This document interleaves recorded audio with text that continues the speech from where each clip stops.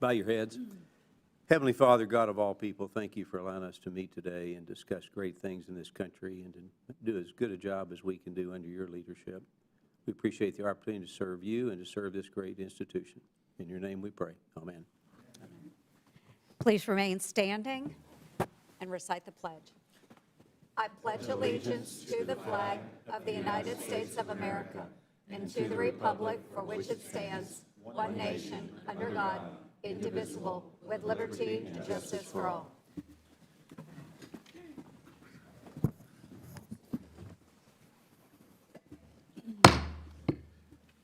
Good morning, everyone, and I ask unanimous consent to hold today's joint hearing before the House Committee on Small Business and the Senate Committee on Small Business and Entrepreneurship. Without objection, so moved. I now call the joint hearing before the House and Senate Committees on Small Business to order. Without objection, the Chair is authorized to declare a recess of the committee at any time. I now recognize myself for my opening statement. I want to thank our witnesses for being here today. Many of you have traveled a long way to share your experiences and perspectives, and we deeply value your time and your voice. Additionally, I would like to take a moment to welcome our colleagues from the Senate. Both chambers of Congress coming together to conduct this joint hearing underscores the importance of today's topic, keeping taxes low for small businesses. Extending small business tax cuts will drive growth on Main Street America. Today's hearing will focus on the importance of making the Tax Cuts and Jobs Act of 2017 permanent to continue to enable Main Street to thrive by providing much-needed tax breaks to small businesses. As the nation continues to recover from the Biden administration's disastrous economic policies, this hearing could not come at a more important time. Small businesses are the engine of the American economy. In order to excel, they need to be able to put their hard-earned money back into their businesses instead of forking it over to the federal government. This is especially true when those tax dollars fund an anti-small business government like that of Joe Biden. Over and over again, this committee has heard how the Biden administration's policies have negatively impacted Main Street. Last Congress, a small oil and gas operator testified that the Biden administration was trying to ruin their industry financially. Can you imagine that? Your tax dollars going towards the salaries of bureaucrats, only for them to tell you that they want you to lose your life's work. For the sake of small business owners and entrepreneurs across the nation, we reelected President Trump. Under his leadership, Main Street America is more hopeful than ever, and President Trump's 2017 TCJA was the most significant tax system overhaul since 1986. These tax cuts brought rapid growth in job creation, U.S. GDP, and domestic investment. Many of the tax cuts in the TCJA are set to expire at the end of this year. This would devastate small business and the U.S. economy at large. Making the provisions that benefit small businesses permanent is critical in sustaining economic growth and fostering an environment where small businesses can succeed. Just last week, a small business owner testified before the House Committee that the TCJA saved his business $11,000 last year, allowing him to reinvest those funds back into his business. This is just one example of why we need to extend President Trump's 2017 tax cuts. Small businesses should enjoy a tax system that encourages their success. In turn, we will see the job creation, innovation, and economic growth. And when Main Street America succeeds, the American economy succeeds. With that, I now recognize Chair Ernst for her opening remarks. Thank you. Good morning, and thank you, Chairman Williams. And I appreciate your friendship and our ability to work together on behalf of America's small business.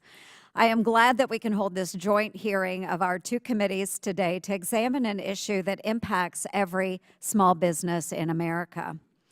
8 years ago, working alongside President Trump, Congress passed the most significant simplification of our tax code in decades, the Tax Cuts and Jobs Act of 2017, otherwise known as the TCJA. The TCJA provided relief to every American, simplifying and reducing personal income tax and expanding important deductions used by small businesses across the country. These changes have allowed small businesses to thrive and contributed to the incredible growth we saw under President Trump's first term, which led to strong real wage growth for workers, the lowest unemployment rate in 50 years, and annual GDP growth that reached 3%. These tax provisions have also allowed small business owners, including our witnesses today, to grow their businesses and reinvest in their communities and their employees. But the reality is these gains are in jeopardy if Congress allows the TCJA to expire, and Americans would suffer the largest tax increase in history. Small business owners will be hit particularly hard if the TCJA expires, as over 96% of small businesses are structured as pass-through entities that benefit from the qualified business income deduction and the general reductions in personal income tax rates. The TCJA empowered small business owners to invest in themselves through provisions like bonus depreciation, enhanced business expensing, and the R&D deduction. More importantly, the TCJA enabled small businesses to invest more in their employees. I've heard from small business owners all over Iowa who use that extra money to provide their workers with health insurance, parental leave, and retirement plans. I have also talked to small business owners who hired staff and expanded, but who would have to make hard decisions about who to keep if these cuts were to expire. When I talk to Iowans back home, the message is clear. They can't handle a tax hike. Workers are also concerned that if employees have to give more of their revenue to Washington, jobs and benefits will have to be cut, on top of the higher taxes they will have to pay due to the individual rate hikes. The consequences are real to workers and their families. I also want to address a tax policy issue of particular concern to Iowans. The TCJA reduced the death tax, giving families the ability to keep their farms and businesses after a loved one's passing. This change was particularly important in my state, preventing families from being forced to sell off farms or businesses that have been in theirs for generations. The bottom line is that America's small businesses need the TCJA along with the certainty it provides. If we let the TCJA expire now, Americans and small business owners will be forced to shoulder another $4 trillion in new taxes. When small businesses grow, the American economy grows. I strongly support making the TCJA permanent and will fight to ensure that the interests of small businesses continue to be a priority in this Congress. I'd like to thank our witnesses for being here today, and I look forward to your testimony. I yield back. Lady yields back, and I now recognize Ranking Member and my friend Velasquez for her opening remarks. Thank you, Mr. Chairman. Throughout the past 40 years, our tax code has been repeatedly adjusted to favor the wealthy and the largest corporations, funneling wealth upward and hollowing the system that built the largest middle class in world history. This time is no different. Americans largely feel that the tax code is built in favor of the wealthy. According to a recent survey, 90% of small businesses agree in the belief that the tax system favors large corporations. Now, Republicans and the Trump administration are tripling down. Not only are they proposing to permanently entrench the inequality of the TCJA into our tax code, but the president just last week unilaterally enacted one of the largest middle-class tax hikes in history. This will have devastating effects on the economy, particularly for small firms who operate on thin margins and don't have sophisticated supply chain management skill to navigate these complex and onerous tariffs. These tariffs will raise prices in the midst of a cost of living crisis, lower growth, and cause layoffs and businesses closures across the economy. When President Biden left office, the U.S. economy was in a Goldilocks zone. Low unemployment, falling inflation, falling interest rates, record business creation, and stocks at all-time highs. Many of the investment we made in infrastructure, clean energy, and reshoring domestic manufacturing were just beginning to work their way through the economy. It was the envy of the world. Yet, in less than 3 months, President Trump has squandered that progress. In the first quarter, American stocks posted their worst performance relative to the rest of the world in 23 years. Banks and analysts are unanimously warning of a recession in the next year, while inflation is already jumping and interest rate cuts are paused. This is President Trump's economy. In a time when our nation suffers extreme levels of income and wealth inequality, the Republican plan is to continue to shift the tax burden onto the working class while lavishly cutting taxes for the top 1% and adding to the deficit. But what about fiscal responsibility and cutting the deficit? Despite projections that extending the TCJA over the next decade will cost up to $4 trillion, they are using budget gimmicks to say that it costs nothing. According to one of my Republican colleagues, this is a fairy dust. I agree. Instead of cutting taxes for small firms and working families, they are proposing to cut vital resources for the most disadvantaged people, from $880 billion in cuts to the Medicaid program, which provides health care to our nation's poor, to hundreds of billions of dollars in cuts to nutrition assistance programs that help families put food on the table. To the extent that they have tax cuts for the working class and seniors, through no tax on tips, overtime, and Social Security, I ask, what good is not tax on tips if restaurant margins are erased by tariffs and they are forced to close? What good is erasing taxes on Social Security if the administration is rendered incapable of distributing benefits? The Republican budget and the economic policies of President Trump are a disaster for our country. These policies are the exact opposite of what we need right now. They will raise costs significantly for the working class and cause Main Street businesses to lay off staff or close altogether. They are spiraling our economy into recession as we speak. We can still work together to deliver genuine relief for Main Street. We could extend the enhanced premium tax credits to keep health care costs from spiking for small businesses next year. We could expand tax credit for child care, which will grow the workforce and keep small businesses competitive. We could reform 199A and ensure the bulk of benefits go to those who need it the most. But we have a duty to reject policies that deepen inequality and undermine the future of small businesses and working families. Today's hearing is an opportunity to clearly confront those dangerous choices, stand up for small businesses, and fight for an economy that works for everyone, not just at the very top. My colleagues could stop this carnage at any time. I call on them to reclaim tariff powers along with the power of the purse and return them to Congress and work with Democrats on delivering genuine tax relief for the middle class in a fiscally responsible way. Thank you. I yield back. Lady yields back. I now recognize Ranking Member Markey for his opening remarks. Yeah, thank you, Chairman Williams.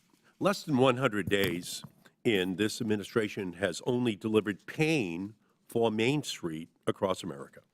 Since Trump's tariff announcement last week, the stock market has lost trillions of dollars. And analysts at J.P. Morgan say it is likely the United States will enter a recession this year. Commerce Secretary Howard Lutnick said that going through a recession would be, quote, worth it. Small Business Administrator Loeffler called Trump's tariff salvation for small businesses. Donald Trump posted on Truth Social over the weekend that big business is not worried about tariffs. Meanwhile, small businesses are calling Trump's tariffs salt in the wound that is just now beginning to heal. As a result of these tariffs, small businesses like Clem's General Store in Spencer, Massachusetts, is having to consider hiring freezes or scaling back the store's selections. These reckless tariffs and the impending retaliation will ruin many small businesses.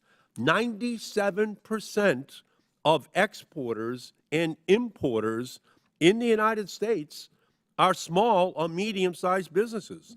They do not have the ability to absorb the increased supply chain costs leading to thinner profit margins, forced closures, mass layoffs, and increased costs for customers. Small businesses are having Pepto-Bismol moments in the marketplace. They're just holding their stomachs every single day as they see all of this turmoil, uncertainty be introduced into a marketplace. And it's estimated that American households will pay an additional $3,400 in costs. Small businesses and their communities cannot afford this. And it's clear who this administration serves. And it's not small businesses or working people. The budget resolution passed by the Senate this weekend lays out a plan that would send trillions more in tax breaks to big corporations and the wealthiest in our society, all at the expense of essential programs like Medicaid and SNAP and investments in NIH to find the cure for Alzheimer's and cancer and diabetes, that millions of hardworking Americans are looking to protect their families. And that's unacceptable. The wealthy do not need another tax giveaway. The top 1% of the wealthiest households hold 1/3 of all of the wealth in this country. The 3 wealthiest men in America who sat right behind Donald Trump at the inauguration, Elon Musk, Jeff Bezos, and Mark Zuckerberg, their net worth of those 3 people is equal to the bottom 50% of our entire population combined. And they're going to get massive tax breaks under this legislation? That's just crazy. These 3 people are absolutely not deserving of another tax break. And that's what the Republicans are doing. Their proposed tax policies would supercharge wealth inequality in our society. Even the Republicans' so-called small business tax deduction, Section 199A, does not primarily help true small businesses. Instead, the vast majority of these tax breaks on what government would spend on this deduction goes to the highest earners. I would support a provision if it was tailored to true small businesses. In fact, according to a 2023 report by the Nonpartisan Joint Committee on Taxation, 55% of the Section 199A benefits go to the top 1 percentile in our country. Those aren't small business people. The upper 1 percentile are not, by definition, small businesses. They get 55% of the tax break in, quote, unquote, the small business tax break that the Republicans want to put extended into this whole process. We need a small business tax policy that benefits true small businesses, not the $5.8 trillion in a tax giveaway, which they are planning on continuing and putting on the books. We need tax breaks for working families. We need child care tax breaks. We need to protect Medicaid. We need real tax reform in this country that will propel our economy, not this drain on the limited revenues we have in the country to send more to the upper 1 percentile. That's not the problem in our society right now. I look forward to this hearing, and it just feels great to be back here in the House of Representatives, where I served for 36 years, and I just love this institution, and I yield back. Gentleman yields back, and I now will introduce our witnesses. Our first witness here with us today is Mr. Tom Click. Mr. Click is the President, Chief Executive Officer, and co-founder of Patriot Industries in Louisa, Virginia. And Mr. Click and his wife, Sarah, founded Patriot Industries in 2010. Prior to that, Mr. Click spent 10 years in the metals industry, most recently as Vice President of Market Development for Norsk Hydro Aluminum, and previously as Vice President of Marketing and Product Development for Indalex Aluminum. Before entering the metals industry, Mr. Click managed the product management and engineering departments for the Amrock division of Newell Rubbermaid. Mr. Click is an advisory board member of the Genage Alliance and a member of the Virginia Growth and Opportunity Foundation. Mr. Click holds a Master's of Business Administration from the Gatton College of Business and Economics, and a Bachelor of Business Administration from the University of Kentucky. We appreciate you being here today and your wife. Our next witness with us today is Mr. Preston Brashers. Mr. Brashers is a research fellow in the Heritage Foundation's Grover M. Herman Center for the Federal Budget in Washington, D.C. Mr. Brashers has been with the Heritage Foundation since 2021. Prior to that, Mr. Brashers was a tax policy specialist in the Research and Fiscal Analysis Division of the Washington State Department of Revenue and a transfer pricing manager at PricewaterhouseCoopers. He also contributed to the analysis for the Heritage Foundation's budget blueprint for fiscal year 2023 and the budget blueprint for fiscal year 2022. Mr. Brashers holds a Ph.D. and Master of Science in Economics from the University of Kentucky. Did you all know each other in school? Same? And earned a Bachelor's of Science in Economics from the University of Washington. I want to thank you for joining with us today. Now it's my honor to yield to Chair Ernst to introduce our next witness. Thank you, Mr. Chair, and I am pleased to have a fellow Iowan with us today. Mr. Jerry Akers is the president of Sharpness, Inc. and MOCA, Inc., and is from Palo, Iowa. Mr. Akers started his journey as a Great Clips franchisee, and with the help of his 2 daughters and son-in-law, he now operates more than 40 franchises across the 3 different businesses in both Iowa and in Nebraska. He holds a bachelor's degree from Upper Iowa University, the Peacocks, right? That's right. The Fightin' Peacocks. Again, thank you for taking the time and making the trip to Washington, D.C. to share with this committee your perspective on the Tax Cuts and Jobs Act. And thanks to your family as well. Mr. Akers has a fantastic family, and I hope to hear about their experience with your business as well. Thank you, and I yield back, Mr. Chair. I now recognize the ranking member from New York, Ms. Velasquez, to introduce our last witness appearing before us today. Thank you, Mr. Chairman. Our final witness today is Ms. Ann Zimmerman, the founder and owner of Zimmerman & Co. CPAs, Inc., a public accounting firm with offices in Cincinnati and Cleveland. Since the mid-1980s, she has provided financial and tax services to small businesses and individuals and acts as the off-site CFO for many businesses. She also co-founded and sold a number of businesses, including a large IT cloud company in 2017. She's currently a co-chair of Small Business for America's Future, a small business advocacy organization that helps to ensure policymakers prioritize Main Street by advancing just and equitable economic framework that works for small business owners, their employees, and their communities. She holds degrees in both business management and accounting from the University of Cincinnati and Northern Kentucky University. Thank you for being here this morning. The gentlelady yields back, and I want to thank all of you myself for being here today. And before recognizing the witnesses, I'd like to remind them that their oral testimony is restricted to 5 minutes in length.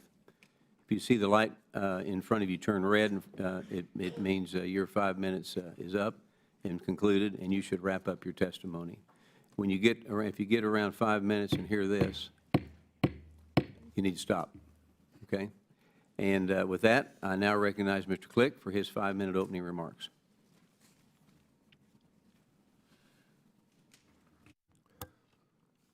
Chairwoman Ernst, Chairman Williams, and distinguished members of the Senate Committee on Small Business and Entrepreneurship and the House Committee on Small Business. Thank you for the opportunity to provide testimony on the importance of permanently extending provisions of the Tax Cuts and Jobs Act, TCJA, benefiting privately owned businesses like Patriot Industries and our employees. Since the passage of the 2017 Tax Cuts and Jobs Act, our investments in equipment and workers have increased, fueling economic growth at Patriot. If Congress does not act this year, both our business and our employees will be hit with a massive tax hike. Furthermore, without the extension of Section 199A, businesses like Patriot are at risk of falling victim to the ongoing consolidation of economic power that is shifting control away from America's Main Street and further into the hands of a few dominant and oftentimes foreign-owned corporations. My wife, Sarah, who is with me here today, and I started Patriot in 2010 with 1,000 square feet of space and one manual conduit threading machine that I purchased on eBay for $5,000. Like so many small businesses in America, we encountered both triumphs and setbacks along the way. In addition to navigating complex tax policies, burdensome regulations, and the high cost of compliance, I faced a life-threatening illness. If it weren't for our entire work family pulling together during that difficult time, Patriot might not have survived. Thankfully, I recovered, and together we built a company that epitomizes the American dream. Today, in 2025, Patriot has 3 USA-based factories totaling 140,000 square feet, and we employ nearly 100 work family team members, and we pay our bills on time. While Patriot is successful today, our humble beginnings remind me of how fragile small businesses can be. The 2017 Tax Cuts and Jobs Act was a game changer.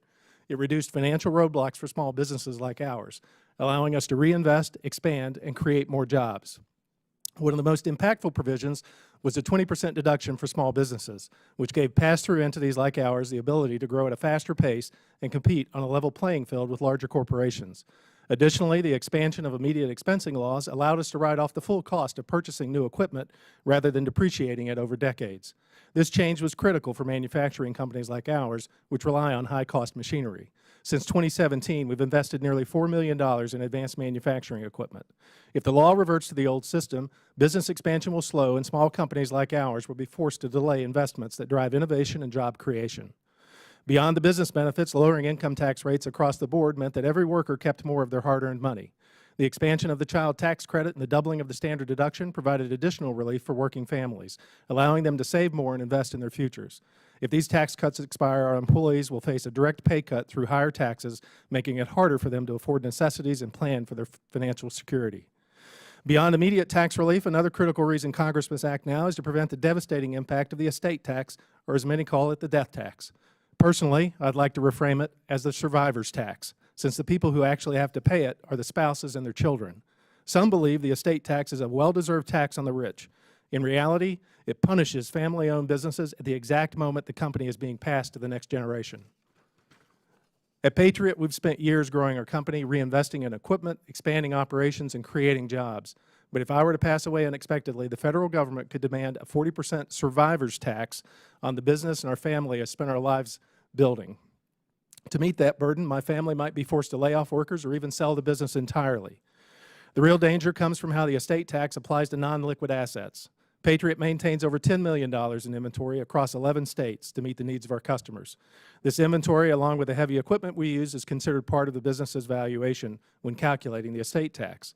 Unlike large corporations with massive cash reserves, small businesses like ours don't have that kind of liquid cash available. The estate tax could easily cripple our ability to keep Patriot in the family. To plan for paying the 40% survivor's tax, family businesses must divert money away from hiring, expansion, and innovation, and instead use it on attorneys, consultants, and insurance policies, which will ironically be valued as part of the estate that is being taxed. Estate planning should be a part of every company's long-term strategy, not decided by a black swan event. I've seen firsthand the benefits of the TCJA for our family business and work family team. I urge Congress to permanently extend these provisions as well as further reforms, such as the repeal of the estate tax, to support family businesses like Patriot Industries, which are the backbone of our economy. Thank you for the opportunity to share my perspective, and I look forward to the discussion here today. God bless you, and God bless America. Meals back right on time. I now recognize Mr. Brashers for his 5-minute opening remarks.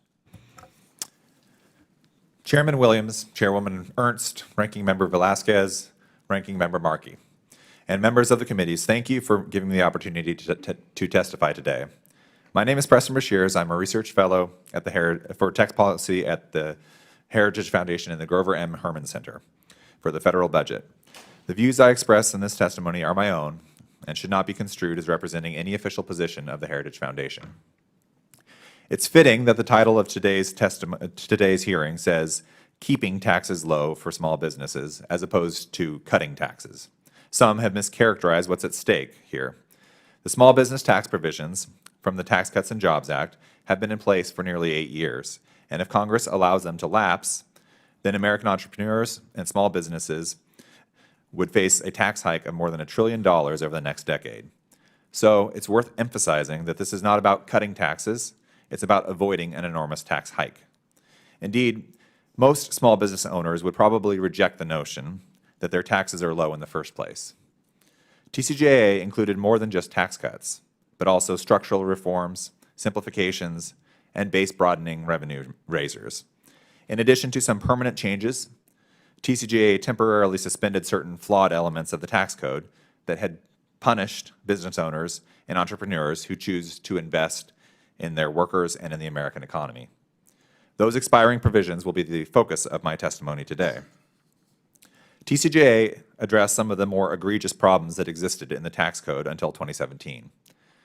For example, it makes no sense to tax income from business investments before businesses actually earn that income. But that's effectively what happens when the tax system forces businesses to capitalize and depreciate such business expenses over many years or decades, instead of allowing them to deduct those costs when determining their current taxable income.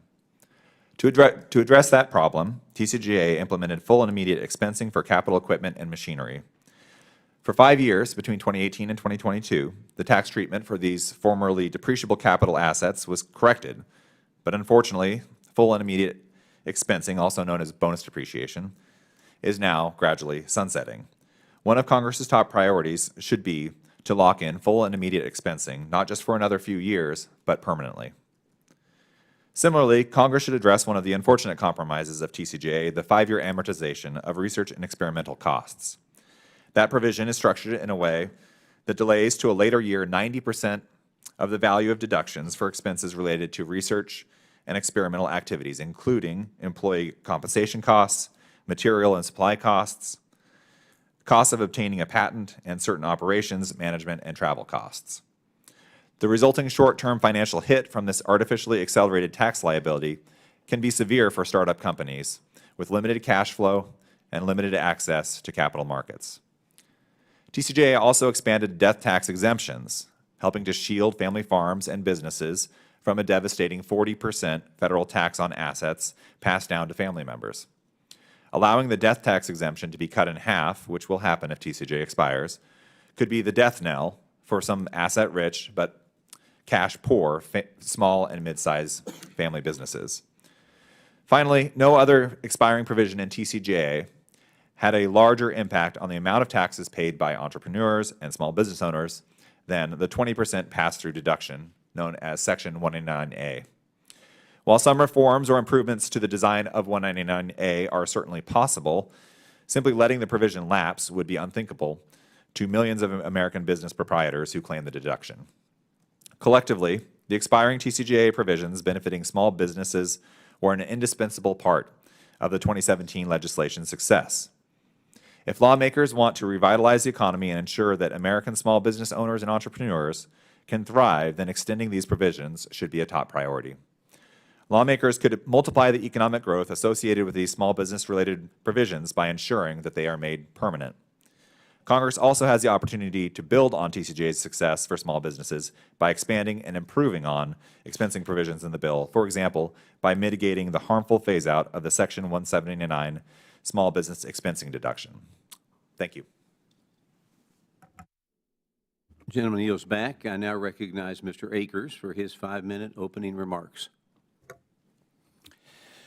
Good morning, Chair Williams and Ernst, ranking members Vasquez and Markey, and distinguished members of the committee. My name is Jerry Akers, and I am a franchisee business owner of Great Clips and the Joint Chiropractic. I own and operate with my wife, Mickey, and 2 daughters, Sam and Shelley, 33 Great Clips and 4 of the Joint Chiropractic locations in my home state of Iowa, as well as Nebraska. I am also a co-author of a best-selling book, Live It to Own It. It's a franchise bootstrap guidebook leading to the formation of Z Dynamics, which is tasked with paving the way to success for franchise business owners. I appreciate the invitation to appear before this committee to share my story of small business ownership and discuss the views of local business owners everywhere as it relates to tax policies that support business, our workforce, and our local economies. I have experienced firsthand the remarkable impact that franchise businesses can have on local economies and communities, job creation, and economic growth. My wife and I have created a community of our own, employing over 250 team members that have been part of our system over the past several years.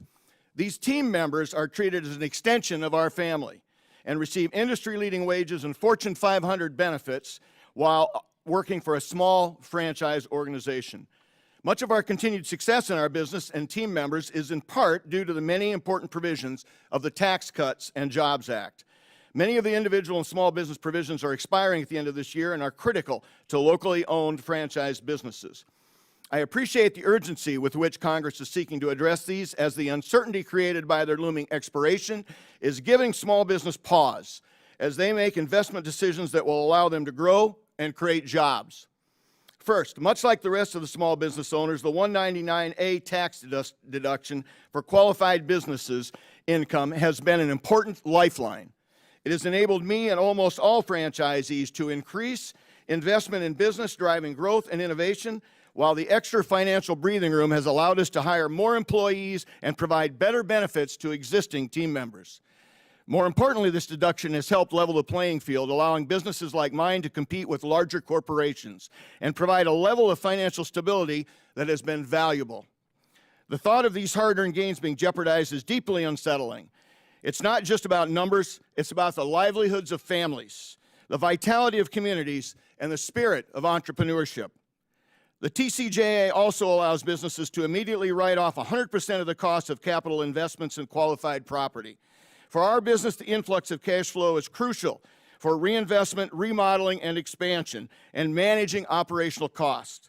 Unfortunately, bonus depreciation has already begun to phase out. It stands at 40% for this year and will be phased out entirely in 2027, absent congressional action. While the bonus depreciation provision provided a substantial boost to small business, its phase down creates a growing concern about increased tax burdens and potential disincentives for investment. Third, TCJA allowed an increase in the state tax exemption to $11 million throughout the end of this year. This provision is critical to allowing family businesses like mine to be passed down to the next generation without selling or taking on crushing debt. This is very personal to me. Our daughters are minority partners at this time in our Great Clips location and will eventually own 100% of that business. Whether or not they do, and that generational transfer can happen, hopefully will happen here in Congress, and may well depend on what Congress does as it acts. Other provisions like the business interest deductibility has been crucial for the franchise community. Prior to 2022, business interest expense deductions were limited by Section 1630J to 30% of their earnings before interest, tax, depreciation, and amortization, or EBITDA. Interest deductions are now limited to stricter limitation. This change, combined with rising interest rates, is proving to make incremental investments by small businesses much more expensive.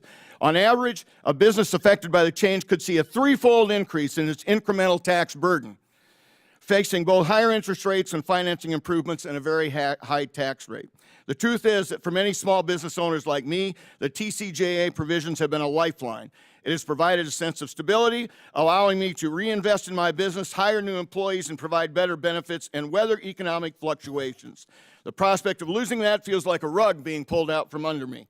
In the already volatile economic climate, the added layer of tax uncertainty creates a sense of anxiety, especially for those who operate on tight margins.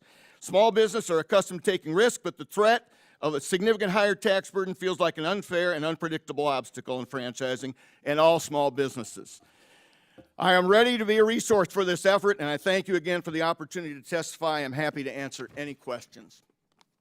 Gentleman yields back. I now recognize Mrs. Zimmerman for her 5-minute opening remarks. Chairman, Ranking Member, and distinguished committee members, thank you for this opportunity to testify today. I'm Ann Zimmerman, President and CEO of Zimmerman & Company CPAs and co-chair of Small Business for America's Future, a national coalition of small business owners and leaders. As a tax professional serving the small business community and a small business owner myself, I bring a dual perspective to this discussion. I see firsthand how the tax code impacts our ability to form, grow, and compete in a marketplace increasingly dominated by large corporations. Small businesses are the backbone of our economy, representing 99.9% of all U.S. firms, employing nearly half of private sector workers and contributing 43.5% of GDP.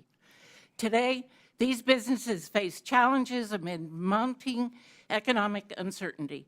The NFIB Small Business Confidence Index shows confidence falling sharply in Q1 25, largely due to unpredictable tariffs and global trade tensions that have sent markets tumbling, creating fear and uncertainty for planning. A recent survey of our network shows 51% of respondents have postponed expansion and hiring until policies stabilize. At this moment of vulnerability, we need a tax code that provides stability and supports our success. As we approach the expiration of TCJA provisions, we must honestly evaluate whether they've delivered on their promises. The evidence clearly shows that for most small businesses, they have not. The Congressional Research Service found that Section 199A's benefits are skewed. Over half the total dollars went to business owners with incomes above $500,000, who represent less than 5% of eligible taxpayers. I see this inequality daily in my practice. I recently prepared a return for a restaurant owner who employs 11 people. He received just $700 in savings from 199A, hardly transformative for his business. The same day, I prepared a return for someone with over $4 million in income who received $6,700 from the same deduction, simply because of his investments in real estate partnerships. He employs no one. A survey of small business owners in our network confirms these aren't isolated cases. Only 6% increased business investment or raised wages, and 3% hired more employees. Most telling, 43% reported no positive impact at all. So instead of simply extending TCJA provisions that help some but left most behind, here are some solutions that Congress should implement to help Main Street. Exempt the first $25,000 of small business profit from federal income tax to deliver immediate relief to entrepreneurs in critical early years. Simplify the tax code to remove the financial burden that creates a competitive disadvantage. Create a small business standard deduction to reduce compliance costs for early-stage businesses. Establish a tax credit for hiring first employees to help entrepreneurs make the crucial leap to employer status. Look for responsible ways to pay for tax reform that level the playing field for small business without slashing valuable programs like Medicare, Medicaid, and Social Security. Increasing the corporate tax rate from 21% to 28% would ensure corporations pay their fair share while generating substantial revenue. Close unfair loopholes that disadvantage small businesses. Eliminating just the round-tripping loophole alone would generate nearly $70 billion over 10 years for deficit reduction, healthcare costs, or small business support. Continue IRS service improvement and modernization plans. This is crucial. The IRS was able to collect more than $1.1 billion in unpaid tax debts from the top 1% in 2024, up from just $38 million a year prior. Ensuring wealthy individuals and large corporations pay their fair share generates significant revenue to help our communities. The expiration of the TCJA presents a rare opportunity to create a tax code that truly supports all American small businesses, and we should seize it. Thank you. Gentlelady yields back, and we will now move to the member questions under the 5-minute rule. I recognize myself for 5 minutes. Mr. Click, in your testimony, you talk about the importance of reinvesting in your business with the money you saved with a small business pass-through deduction. This critical provision, Section 199A, leveled the playing field for small businesses and fueled their growth. So the question is, if this provision expired, how would it limit your ability to reinvest and grow your business? It would be very simple. We would buy less equipment. We would grow slower. We'd still be methodical. We'd still invest in the company. But being able to expense everything in the first year makes it a lot easier to accelerate your plans. So our 10-year plan might become a 7-year plan, 5-year plan. Thank you. Mr. Brashers, the 2017 Trump tax cuts allowed small businesses to immediately expense research and development costs, which incentivized innovation in the defense industry tremendously. That provision expired in 2022, and here we are a few years later, while China and other foreign adversaries taking advantage and are offering a 200% tax credit for the same research and development. So wouldn't you agree that this has put our national security at risk? I think the research and development amortization is a bad policy to have 90% of the deduction pushed off after the first year. I think it's especially harmful to small businesses, but as you say, to any company that's doing research and development, it's going to have harmful effects. You know, in terms of U.S. global competitiveness and American security, what will the future look like if Congress fails to reinstate immediate R&D expensing? I think you're certainly going to see if R&D is extended and brought back, because it has expired at this point. I think that will boost the amount of research and development that's happening. I think it's going to be it's bang for dollar for dollar, perhaps the biggest bang for the buck in this package of tax provisions. It's just a very high priority for so many businesses, and it just makes no sense for the tax code to penalize companies for engaging in research and development activities that are going to benefit not just them, but their employees and the American economy and others that are going to be able to benefit from those innovations that they come up with. So I think it's critical. Mr. Akers, as a franchise owner, which I'm also a franchise owner, you know how important it is that your equipment and machinery is up to date. You want to be able to deliver and provide the product for your customers, but this investment comes at a cost. And that's why Congress included 100% bonus depreciation, which we've talked about this morning, in the TCJA. However, that provision that we talked has already begun to phase out. So what did this provision help you buy the tools and equipment needed to make your business a success and give customers a service? Thank you for the question. The bottom line is, when you're in a retail-oriented business, you've got to be at the top of your game. You've got to be able to have new equipment. You've got to have equipment that's cutting edge. You've got to have things that make an impression. You simply cannot do that if you're held back by not being able to deduct that at the right time. If it's spread over several years, we're going to delay those improvements. By the way, that also impacts our throughput, which means it hurts employment, because we don't need as many employees if we can't be on top of it. Well, if you get a chance to write it off, it opens up more cash to buy something else with. And Absolutely, and that many times goes back to employees, whether it's increased benefits or increased wages, because we've got X amount of money to spend. We've got to decide where to do it. If we're paying it in longer deductions, it's going to be hard to spend that on the employees. I yield back, and I now recognize Chair Ernst for 5 minutes of her questioning. Yeah, thank you, Chairman Williams. Mr. Akers, again, thanks for making the trip out here to Washington, D.C., and for representing Iowa small business. As you know, the TCJA provided significantly higher exclusions from the estate tax for families dealing with the death of a loved one. This is an issue that impacts our farmers, business owners in capital-intensive industries, and owners like yourself who have built a successful enterprise that your family helps to operate today. Personally, I support an end to the death tax altogether. That said, can you discuss how important the estate tax changes from the TCJA are for you and your family, your daughters and son-in-law, and what you have had to do in anticipation of losing the higher exemptions under the TCJA? Bottom line is, we're stimulating the economy by hiring really smart CPAs and attorneys to try and figure out a way to do this without letting our daughters lose it. I'm very passionate about this. I'm a farm boy from Iowa that comes from very little. And we've built up a really good business over the years with one intention, and that is to have something to pass down to the next generation. That's going to happen. The only question is, what will Congress do to help allow us to make that happen without the kids taking on multi-millions of dollars in unnecessary loans? Yeah, thank you, Jerry. And Mr. Click as well. Can you answer that? Do you have any concerns about the estate tax and how that will affect your family? Yeah, absolutely. We do have a plan in place, but just removing the estate tax, the survivor's tax, would give me a lot more peace of mind. Yeah, thank We you. have 3 children just now coming into a phase of their lives where they might be interested in the business.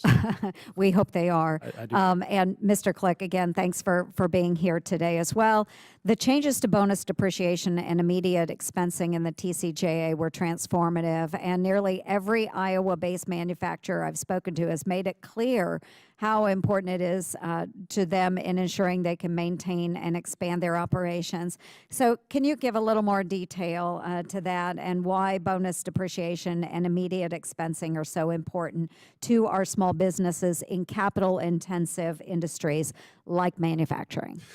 Yeah, the equipment is very expensive. It is something that is a great asset for many, many years, but it does wear out over time, and you need to replace it, you need to repair it. And if you're a business like Patriot, where you're intent on expanding, new locations require a completely new set of equipment. Our most recent factory was created down in Houston, Texas. It was about a $2 million investment. Most of that's 4 Haas CNC machine centers, 5 Haas CNC machine centers, and all the other support equipment that goes with that. Being able to deduct that immediately makes it a lot easier for us to look for the next location. Yeah, $2 million, that's pretty hefty for a small business, so thank It's a good value. It's a Yeah, good value. absolutely. Mr. Akers and Mr. Click, as our small business witnesses here, I want to know how you and your staff will be affected if the TCJA is not extended. What are the 1 or 2 things you'll have to do to keep your businesses afloat, and what does that mean for your workers? And Jerry, we'll start with you, please. Yes, as I mentioned before, there is a limited amount of money to go around in a small business like ours, so we have to make decisions about it. If this is not put back in place, frankly, that money will end up coming from our employees at some point in time, and only that it will slow down improvements in wages and it will slow down the improvements in benefits. So again, we want to be able to do both. We want to be able to continue to modernize and grow and expand, and take care of our employees, but we cannot do both without the help of the TCJA. Thank you. And Mr. Click? Yeah, the tax hike on them personally is probably the first thing that everybody's going to feel, but it will slow down the acceleration of the business. I mean, over the years, we've added benefits. When we started, we had no health insurance. We had no 401k. We have both of those now. We have funds set aside for the employees. We pay bonuses every year.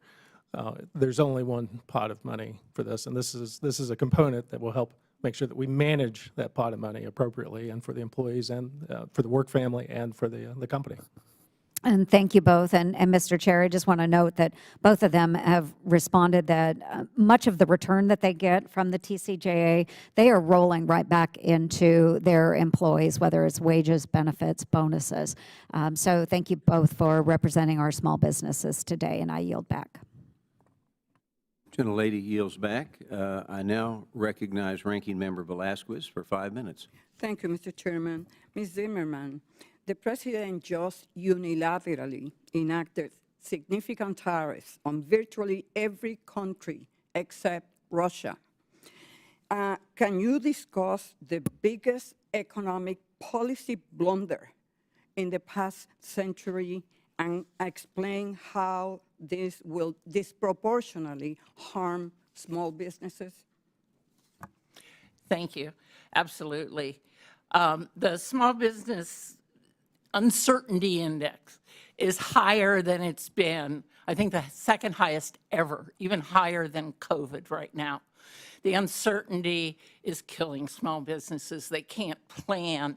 They don't know if they're going to open a new. And I spoke just recently with a gentleman that owns a coffee shop out west, and he was already into $50,000 into opening his second location, and he's having to put that on hold simply because of the tariffs that have been enacted. He's going to pay it on everything that comes in. He can't negotiate. We as small business, truly small businesses, don't have the negotiating power that a large business has. So for his situation, Starbucks can go to their suppliers and say, I'm 50% of what you sell, and they can negotiate. They're not going to get the whole cost of that. But then there's a watershed effect that comes down, that we as the small businesses are going to pay even more of it because the suppliers have to make it up. Thank you. And this is just the beginning. Without the tariffs even in effect, the Atlanta Fed has dropped the real-time GDP estimate for the first quarter to negative 3.7%. Consumer sentiment has crashed to the lowest level in years, and inflation expectations are higher than they ever were throughout the Biden administration. People understand this will be catastrophic. The share of consumers expecting higher unemployment over the next year is the highest since 2009. And these were all measures taken before Trump's tariff announcement. Ms. Zimmerman, so many Americans feel that the game is rigged and small businesses agree. According to your group's survey, 90% of small businesses think the tax code favors large corporations. Based on your conversations with small businesses, what makes them feel this way? Well, they don't get, a true small business isn't really truly on a level playing field. So yes, bonus depreciation may be great, but we already have 179 that up to $1.2 million, you already got to write that off. So the small businesses I know generally don't buy more than $1.2 million in equipment each year. That's a large one. I mean, there are some very successful business people here, but 90%, I believe it is, or 75% of the small businesses in this country make $75,000 or less. The $1 million is not what they're worried about. Surviving, having an employee, being a part of their community. We, as the true Main Street people, can't separate community from employees from our business. You know, I find it astonishing that my colleagues act as if the pass-through deduction is the be-all and end-all of small business tax cuts. Sure, everyone who can navigate its complexity gets a little something, but with over half of the total benefit going to the top 1%, we need to seriously consider reform before we can move forward responsibly. Ms. Zimmerman, on top of the tax code that favors the wealthy, Republicans are proposing steep, regressive tariffs and a new tax cut for the rich, paid for by cutting Medicaid by $880 billion, education by over $300 billion, and nutrition programs by over $200 billion. The goal seems to be funneling wealth upwards from the middle class to the rich. What impacts do you think this will have on small businesses and the trust on our institutions? An absolutely devastating impact. I yield back, Mr. Chairman. Gentlelady yields back. I now recognize Ranking Member Markey for 5 minutes. Thank you, Mr. Chairman. The announcement of President Trump's new tariff should actually be called Obliteration Day instead of Liberation Day. Liberation Day for Trump is taking us back to the days of Smoot-Hawley, Herbert Hoover, and the eve of the Great Depression. Foreign countries have already started retaliating with no end game in sight. He's making it up as he goes along. And Trump's reckless actions will raise costs for small businesses and working families. We've already heard from small businesses across the country concerned about how they will weather the impacts from Trump's trade war. For example, in Massachusetts, a small business in the hospitality industry told my office that their suppliers, which include local restaurants, grocers, and other small businesses, have already raised their prices just with the threat of a tariff war. So, Ms. Zimmerman, how will tariffs hurt small businesses, including the ones that you work with? It puts them at a great disadvantage. As I said earlier, we don't have the negotiating ability and the negotiating power. We also we have thinner margins, and so the tariffs are harder for the smaller businesses to take. And the economic uncertainty, I mean, they're on one day, they're off one day, they're on one day. You know, somebody tweets that they might be postponing them and the market jumps. How do you plan? 51% of our network said we can't plan, we're going to put everything on hold. And for a small business, a truly small business, that's potentially catastrophic. Is that right? It absolutely is. And the numbers in a small business that it would take to put us under is so much different than the big numbers that you all have to deal with in your work every day. You know, if we can save $70 billion by changing the round tripping, closing up that one loophole, how far would that go for small business? How many individual Main Street businesses would that keep open? So according to the Urban Institute, in 1963, the top 1% had 36 times the wealth of the middle class. Since then, that wealth gap has almost doubled with the aggregation of the wealth in the upper 1 percentile. Entrepreneurship can help close that gap between the ultra-wealthy and everyday Americans. However, policies that grow the wealth gap will hurt entrepreneurs, given that 75% of small businesses use personal savings to start their firms. America's tax policy should not provide small businesses with pennies, while large businesses and wealthy individuals rake in millions. As I mentioned in my opening, even the so-called small business tax deduction, or Section 199A, does not primarily help true small businesses. The top 1% of all earners take home 55% of that tax incentive. That's not a small person. If you're making over $1 million, you're not in any need of a tax break right now. Ms. Zimmerman, as an accountant, you have helped countless businesses, large and small, file their taxes. In your experience, what kinds of businesses benefit most from the so-called small business tax deduction? Well, obviously, larger small businesses is the first. I can tell you that 43% of our small business owners told us they couldn't even figure out if they were eligible for it because they don't have accountants. You know, if you're making $75,000 a year, how much do you have for all that tax planning available? You're feeding your family. You're feeding your neighbor's family. The complexity is beyond crazy. It doesn't allow for certain firms. It doesn't allow for this, it's for that. Even I spent a long time trying to weed through it. Yeah, so that's what really bothers me. I see Elon Musk now, he's saying, well, the deficits, it's a huge problem for our country. We've got to destroy the Department of Education, destroy NIH funding. We're going to have to go in and loot Medicaid that serves about 30% of our country. Grandma and grandpa are in nursing homes. 70% of people in nursing homes are on Medicaid, and half of them have Alzheimer's. He's saying, loot all that money, give it to tax breaks. And who gets it? People who make more than $1 million a year. Can we really afford that? Because we have to take the money from grandma in nursing homes, kids who need an education. These are just crocodile tears coming from Elon Musk and the Republicans about their concern about deficits, even as they call for huge tax breaks for the wealthiest in our society.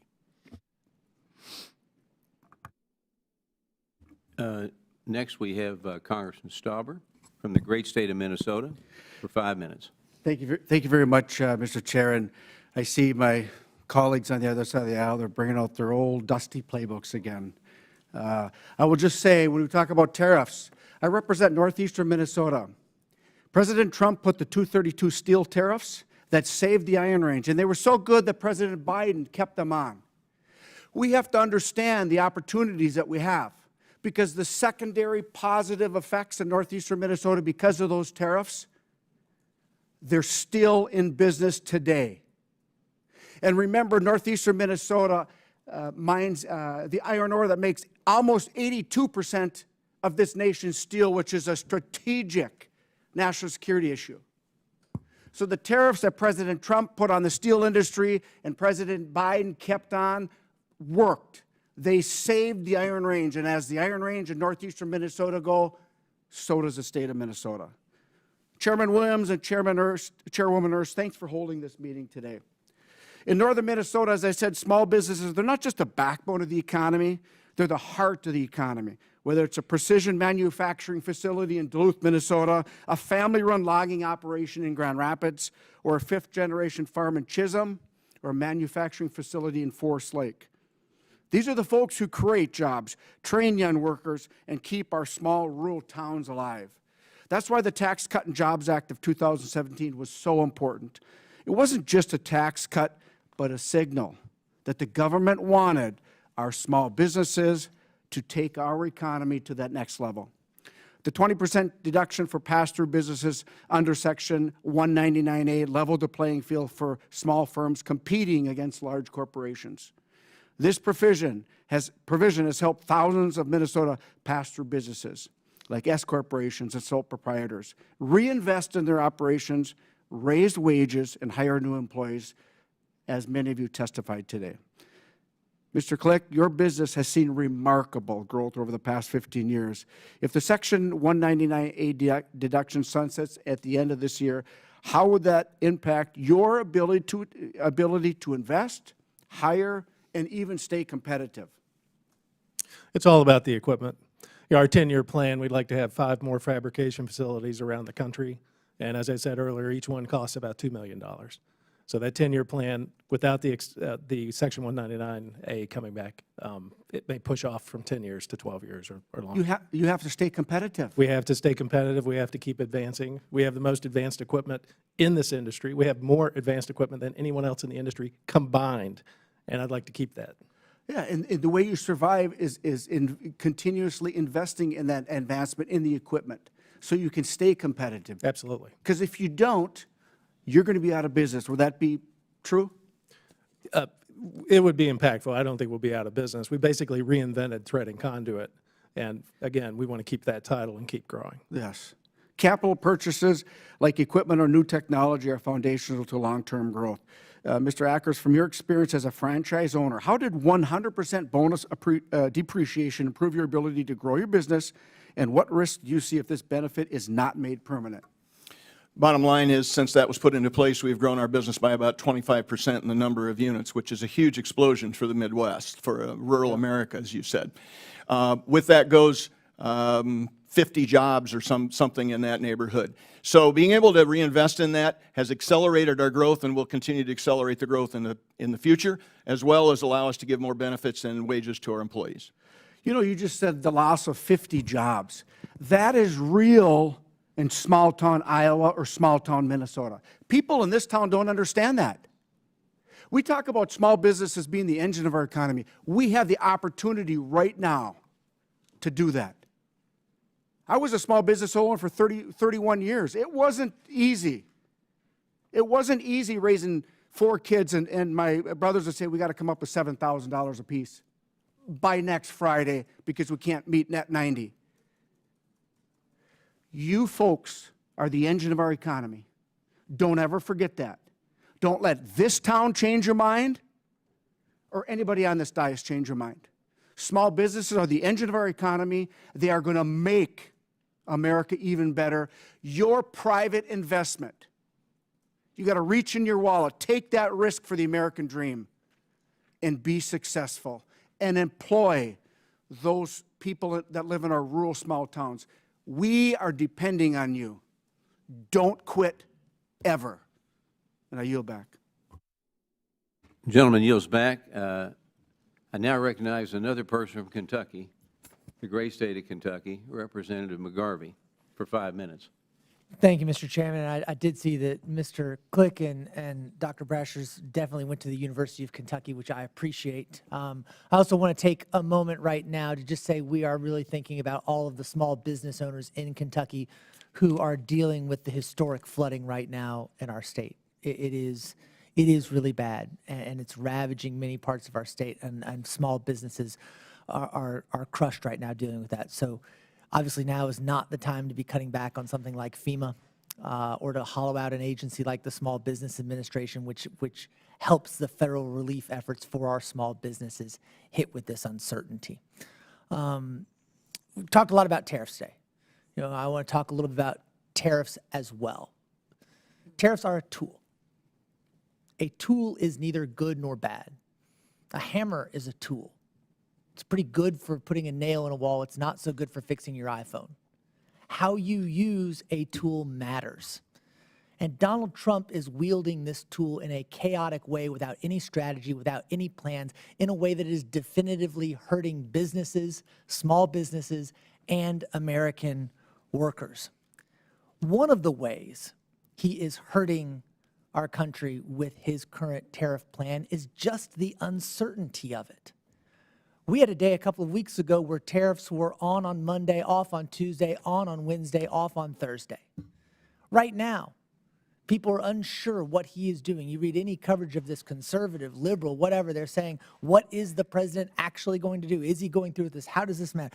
And the uncertainty that small businesses face every day regardless of what the president decides to do when he wakes up in the morning is enough already. But this uncertainty that he is causing by escalating these trade fights on average every 3 days since taking office is not good for business. And the markets right now certainly reflect that. So I want to ask you, Ms. Zimmerman, I'm sure you've heard a lot from terrified small business owners who are grappling with this uncertainty over the last several weeks. How does this uncertainty alone harm small businesses? My colleague, who's here with me today, a friend and colleague, has a manufacturing company in Pennsylvania, been in his family for 100 years. Barely survived COVID with all of that going on, came out on the other end successful, and now he's being hit with this, which is much worse than what he was hit with there. His supplies come in from out of the country. He has no negotiating power. He doesn't know how much to order for his Christmas, season, because he has no idea. How do you figure that out when you have no idea? And if I might say, Representative, the words level playing field have been used by all of us many of times today. How is a 40% tax cut for the biggest businesses and a mere 20% deduction, not tax cut, but deduction, an even level playing field when that's what the small businesses got? Right, and it's not. That's not level. It's not a level playing field. And what we want for our small businesses, for Main Street, which remains the backbone of the American economy. We're talking about these tariffs again, and why is it, you mentioned this, but drill into why the tariffs cause such disproportionate harm to these small businesses. Well, I think it's the thin margins, it's the inability to negotiate. If I'm selling a widget and I'm truly Main Street, down the block from me, that's my neighbor that's running that store. How does he have any negotiating ability when Walmart's already told that same supplier that you will not pass that whole tariff on to me or I'll go somewhere else? Because my neighbor, when she does that, they don't care. Go ahead. I'm going to take care of Walmart. Flipping from the tariffs down to the tax increases, which you talked about, if the House votes this week on the full extension of the Trump tax bill, which will give the top 0.1% of Americans disproportionately, not to mention the top 1% of Americans, while giving the rest of us very little. One of the ways that they're trying to pay for that, it's still going to add to the debt. One of the ways they're trying to pay for that is by cutting health care. That will also have an impact on small businesses, won't it? Absolutely. We help our employees navigate that, and it'll make it impossible. Thank you, Mr. Chairman. I yield back. Gentleman yields back. I now recognize Representative Van Dyne from the great state of Texas for 5 minutes. Thank you very much, Mr. Chairman. I want to thank our witnesses for joining us here today. Time and time again, what we hear loud and clear from businesses all across the country is they need certainty, parity, and simplicity in the tax code. And as we move through the budget reconciliation process, we must keep small businesses at the front and center of our priority. I'm sitting here today listening to members on, colleagues on the other side of the aisle saying that the idea that under the Biden administration, the economy was just fine and dandy. That is an absolute lie.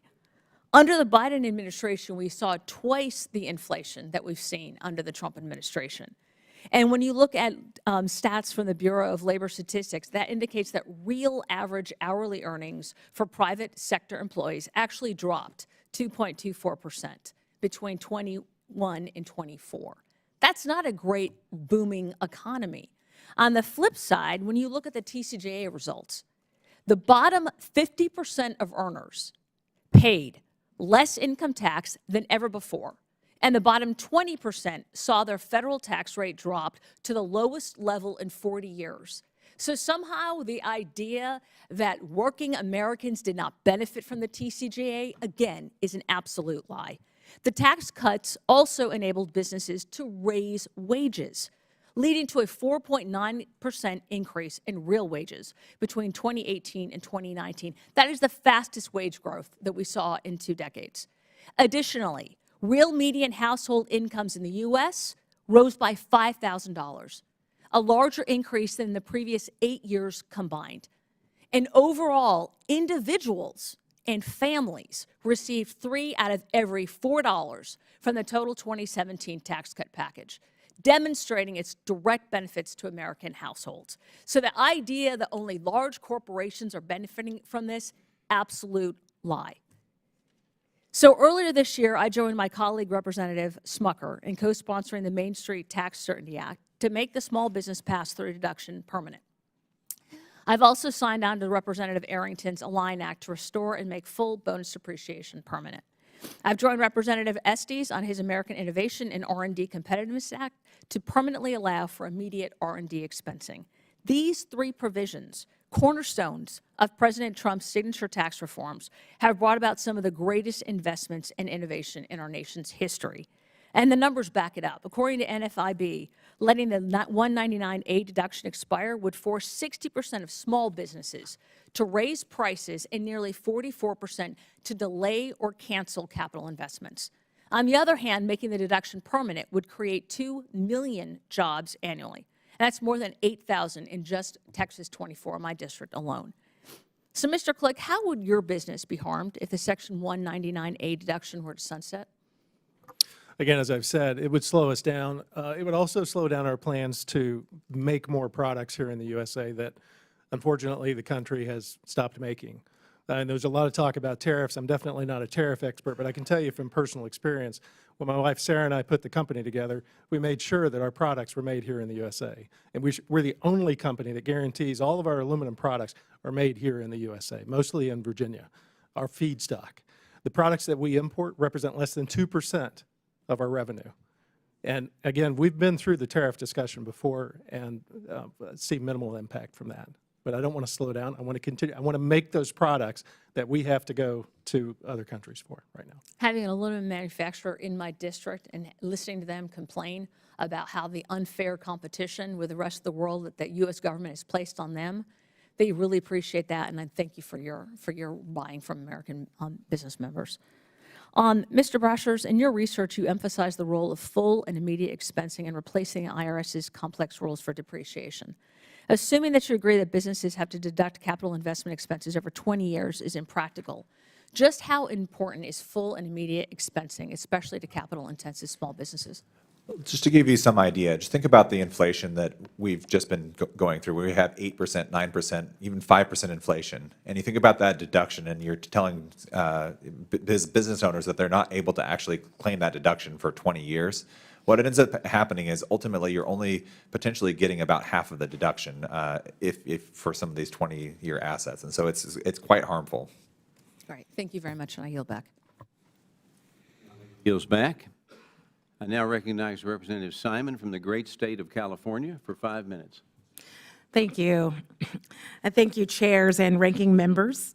And thank you, witnesses, for coming this way and telling your stories and giving us a wonderful perspective. In reading the materials and the homework, it's to me clear that this hearing is not necessarily about the prosperity of Main Street. In fact, it seems as if many of us are pretending that tax cuts for the wealthy will somehow trickle down to the small business owners who are being pushed to the edge right now.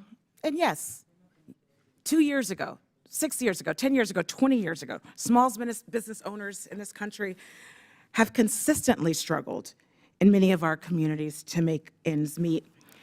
This hearing is actually about ignoring the fact that the real economic emergency is one that we're not talking about right now. Across the country, there are tens of thousands of workers, many of them veterans, first-generation Americans, many of them disabled, running small businesses.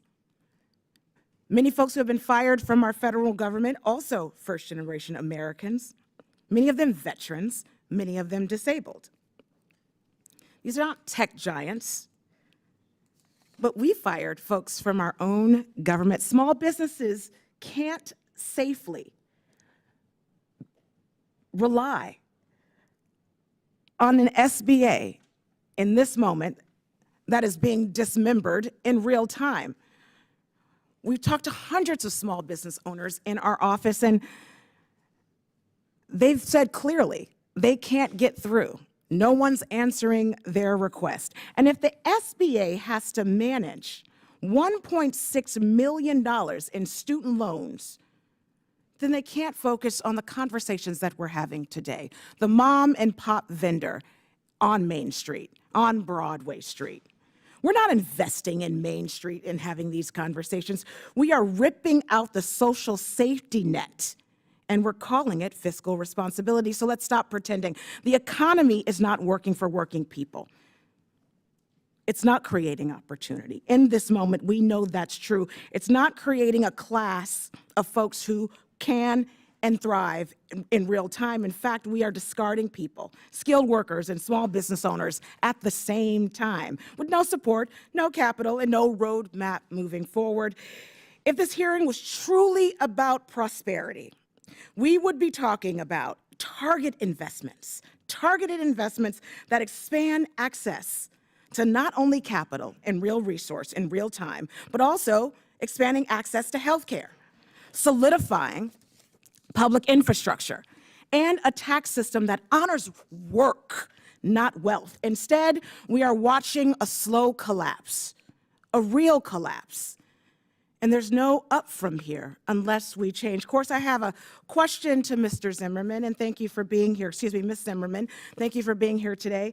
Ms. Zimmerman, you serve real business owners, real folks, people holding together families, communities, folks who are dispersing paychecks to real everyday folk in community. And in this moment, as the administration disbands critical safety nets, disbands the services that are supposed to support these small business owners, disbands the SBA with no clear strategy moving forward, what are your clients afraid of most?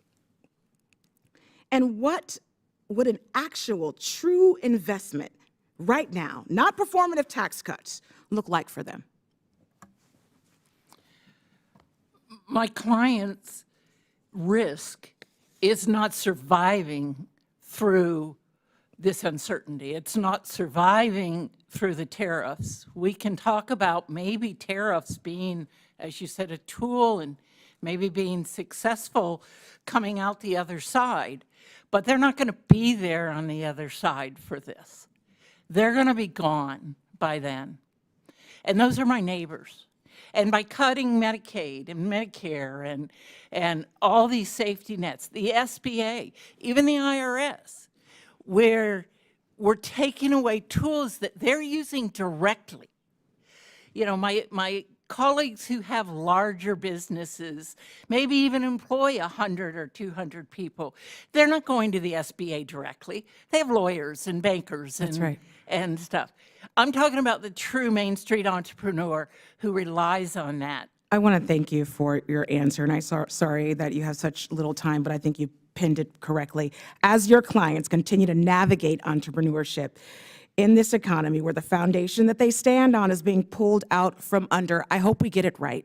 I hope we get it right, and thank you all so much for being here today. I appreciate your testimony. The gentlelady yields back. I now recognize Representative Alford from the great state of Missouri for 5 minutes. Well, thank you, Mr. Chairman, and thank you, Chairwoman Ernst, for holding this important hearing today. I'd also like to thank the senators here for making the trek over to the House. Thank you to all of our witnesses for being here today on your own time and on dime.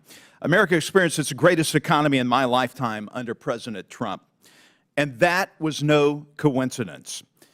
It was thanks to the Tax Cuts and Jobs Act of 2017. The TCJA allowed Americans to take the leap. It allowed businesses to flourish. It allowed our country to move forward as one nation under God. It ushered in the hope and reality of the American dream as small business owners around our nation were all living their own version of it. Allowing the Tax Cuts and Jobs Act provision to expire and increasing taxes will not only further hurt the competitiveness of our small businesses, it will crush them. The jobs that they provide will no longer be there. The communities they serve will suffer. People will go out of business.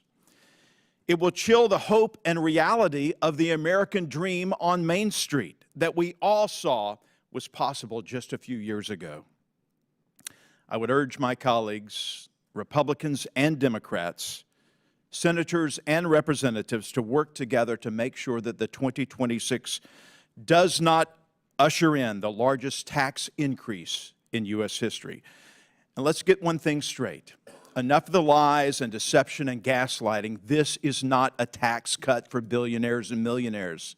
This is an extension of tax policy that is going to allow mom and pop businesses in the 4th Congressional District of the great state of Missouri to stay in business, to hire people, to make rural parts of America flourish. Mr. Brashers, many of my Democrat colleagues have painted an extension of this Tax Cuts and Jobs Act as handouts for oligarchs, tax cuts for the rich. Can you explain why they're wrong? After the Tax Cuts and Jobs Act was passed, we actually saw that the bottom 50% paid a smaller portion of federal taxes than they did prior to the TCJA. The idea that the TCJA was simply a giveaway to the very wealthy is just not backed up by the facts. And in fact, it's going to be a big deterrent to starting small businesses in America, will it not? Yeah. Explain that. Yeah, absolutely. So what we're talking about right now with the extension of these provisions, keep in mind that the corporate rates, that's been locked in. So if you were to allow this to lapse, what you would actually have would be that the small businesses would be slammed with a 20% tax increase in the case of the 199A deduction. And all businesses would be hit with tax increases from the expensing and all these other provisions that we've been talking about today. These would be pretty much across the board for businesses. They're going to be paying significantly higher taxes, and absolutely it's going to hit the small businesses the hardest.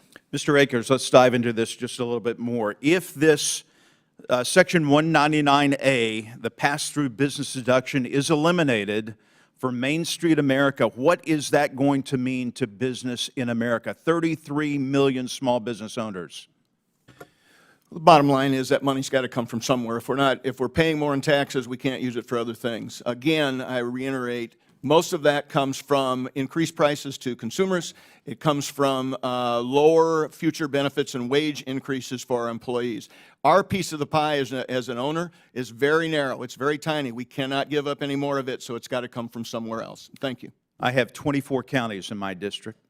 From south of Kansas City over to Lake of the Ozarks down to Springfield. I'm in the district all the time.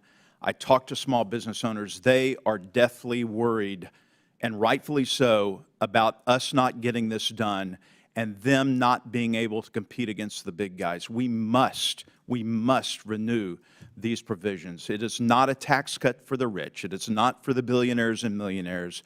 This is for mom and pop. This is for the people who run the sawmills for Black Walnut in the state of Missouri. It's for people who have sign companies in Sedalia, Missouri. This is not about the rich. It's about making America wealthy again through small business. Thank you so much, and I yield back.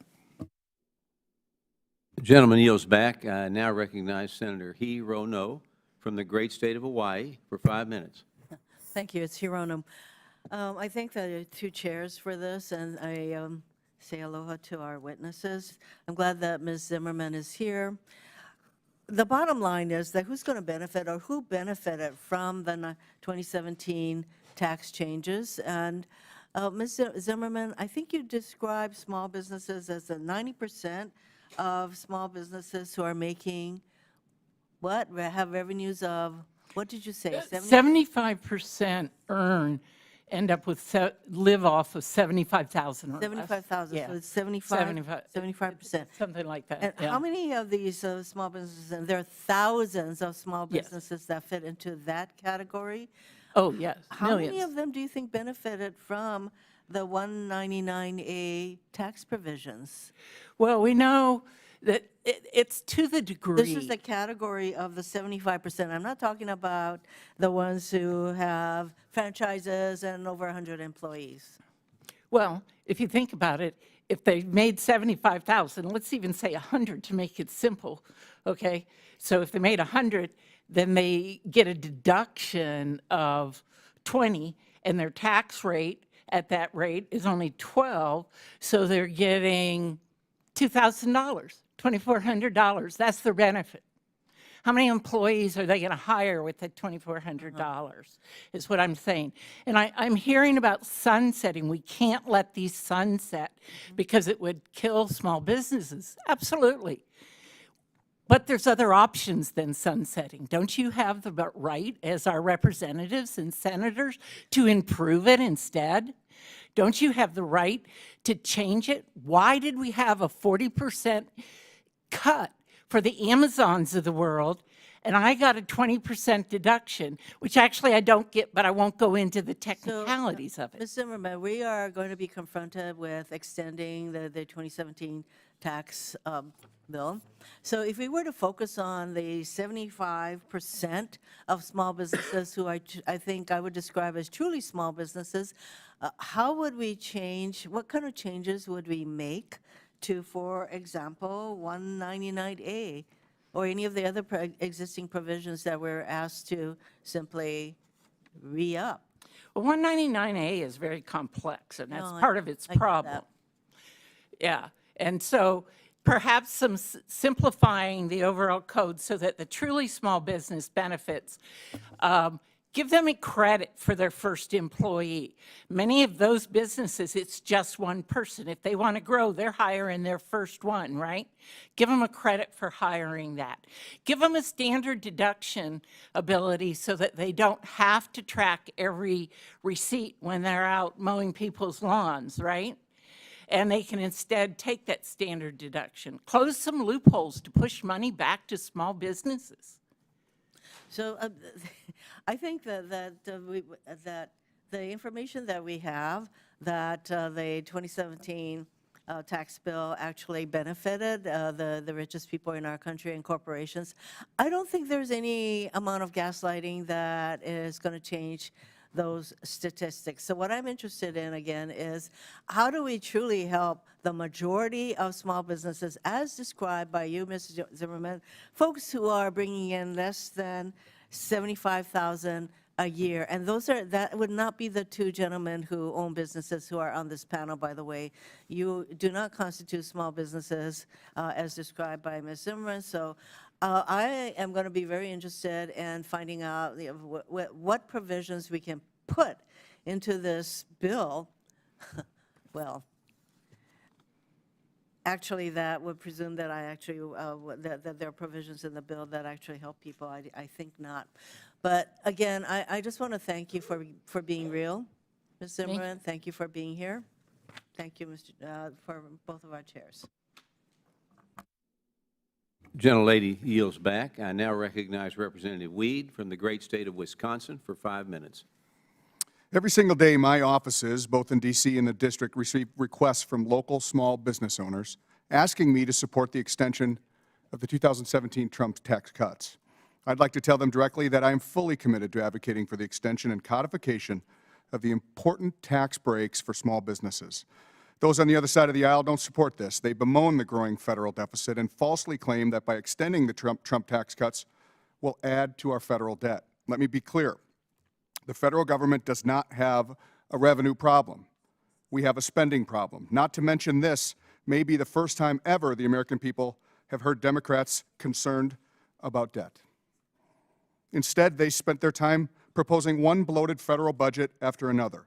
Rather than cheering on our efforts to cut discretionary spending and make sure the American people are prioritized by our own government, they spent their time claiming we are attacking democracy. The message from Democrats is clear. They want to raise taxes on everyday Americans to pay for DEI programs in Serbia, Sesame Street in Iraq, and transgender surgeries in Guatemala.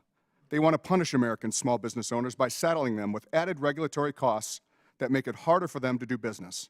Republicans are focused on our primary mission, helping the American people and allowing Main Street to prosper again. One of the common misconceptions about the Trump's tax cuts is that they primarily benefit the wealthy. Mr. Click, if we took one provision of the Trump's tax cuts, the 199A, a CRS report found that 80% of 199A claims were filed by those making under $200,000 a year, and 98% of all claims were filed by those making under $1 million. How vital are 199A deductions for businesses making under $1 million a year to maintain and potentially expand their small business? I think they're absolutely critical, and I think all the small businesses are actually tied together. You know, there was a comment that we may not represent businesses that make less than $75,000, but I can tell you from personal experience of the years where I made less than $75,000 while risking everything for this company. I think we might represent what these smaller businesses would like to grow into and become. And without the TCJA, it's going to go much slower. And it is going to be much harder for the smaller businesses that maybe are designed to be a lifestyle business instead of something that's much larger. Very good. I would agree. In my business, we could have lost $100,000 or maybe made $50,000 or maybe we made $200,000. And sometimes you don't have control over it. It's a very difficult thing. Mr. Akers, as a former small business owner, I know the benefits of Section 168K bonus depreciation for small businesses to replace equipment and machinery. In my district, we have over 1,000 manufacturing firms, employing almost 1/4 of our working population, with 89% of those manufacturing firms in my district are classified as small businesses. With Republicans working to return manufacturing back to the United States right now, how important would raising the bonus depreciation back to 100% be for small manufacturers looking to expand their business? Well, I would add that it's important for every small business, not just manufacturers, but thank you for the question. The bottom line is we want to grow. I agree with Mr. Glick. You know, we're being characterized as being not small business, but the fact is each and every one of us started out with one unit, losing money, risking millions of dollars of our own money, and sometimes not getting a paycheck. So it is critical that we have the opportunity to continue to grow and expand because, once again, most small businesses want to grow into more than 1 unit or 2 units or 3 units, and they cannot do that without these benefits. Thank you. I yield back. Gentleman yields back. I now recognize Representative Skolton from the great state of Michigan for 5 minutes.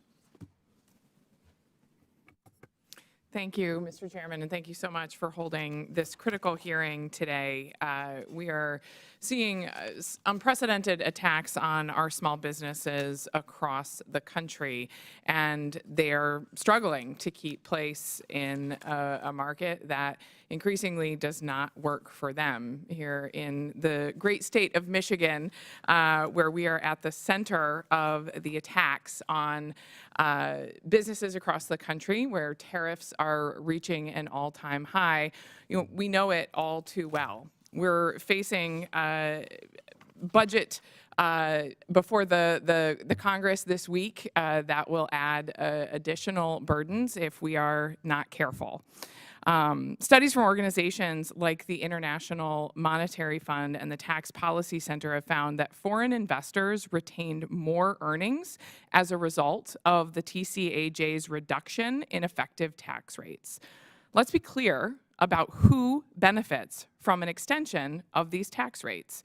My colleagues on the other side of the aisle are essentially proposing that we cut critical services like Medicaid and SNAP to pay for tax cuts that benefit not only the wealthiest in our nation, but also those who don't even live in this country.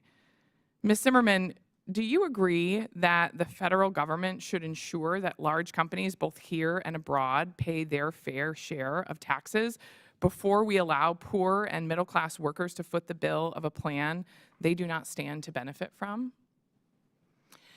I do. Thank you for the question. And let me clarify, I am not an adversary of my colleagues here on the panel. I commend them and applaud them for their success in business. And I think their continued success is just instrumental in our company. So in our country growing, I don't want to make that split.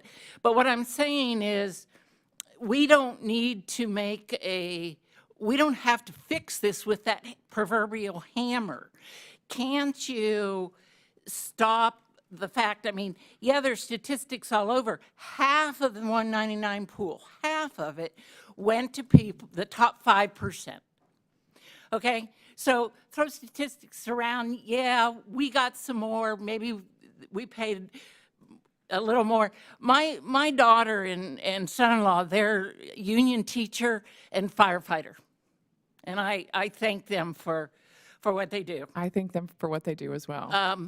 And when the TCJA came through, I've started many a business. I own my own business.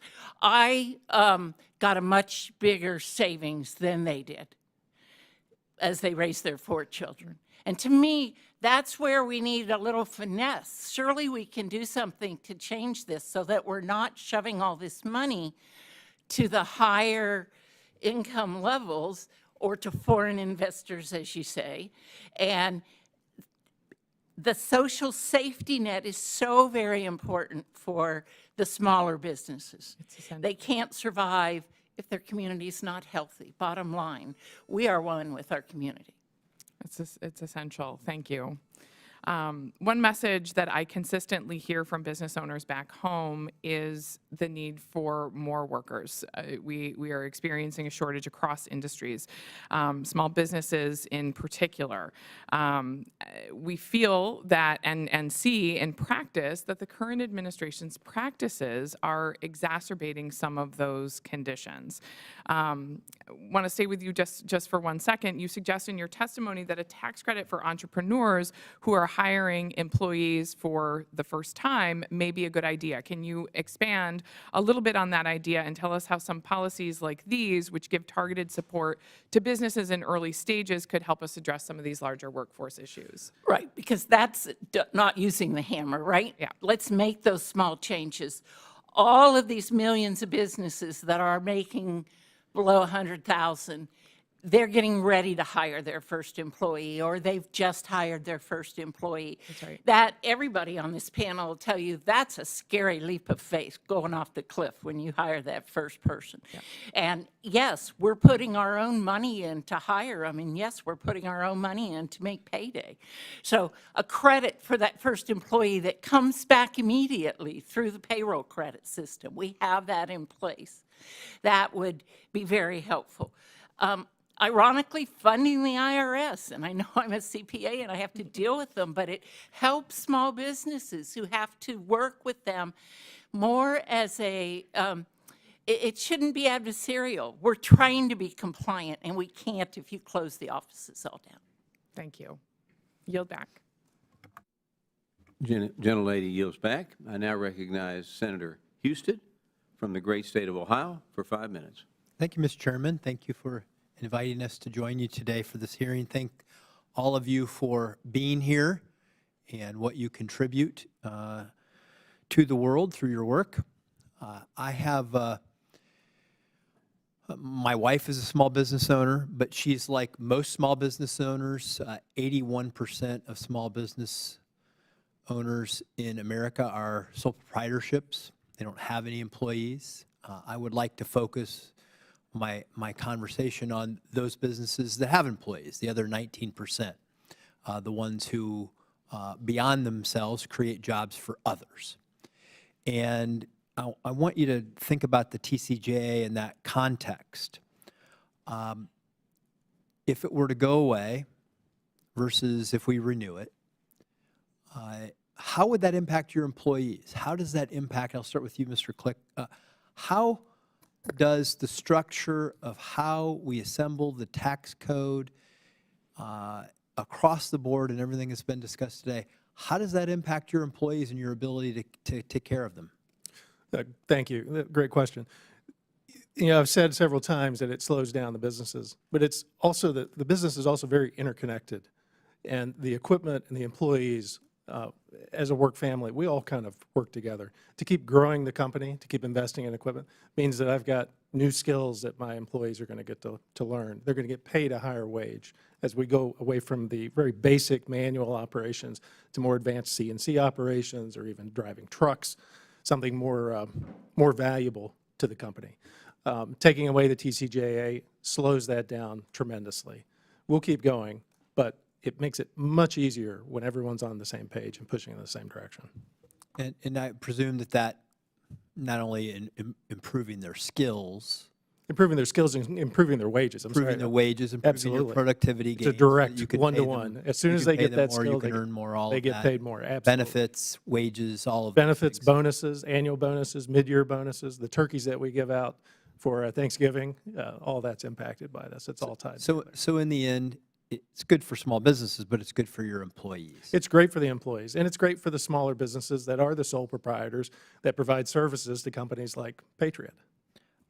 Mr. Akers, would you like to share some thoughts reflect on that question? Yeah, thank you very much. Our employees are a part of our family, to be very honest with you. I know it's trite, but the bottom line is that we can't do any of the business we do without our employees. So we pay higher than normal industry standard wages already.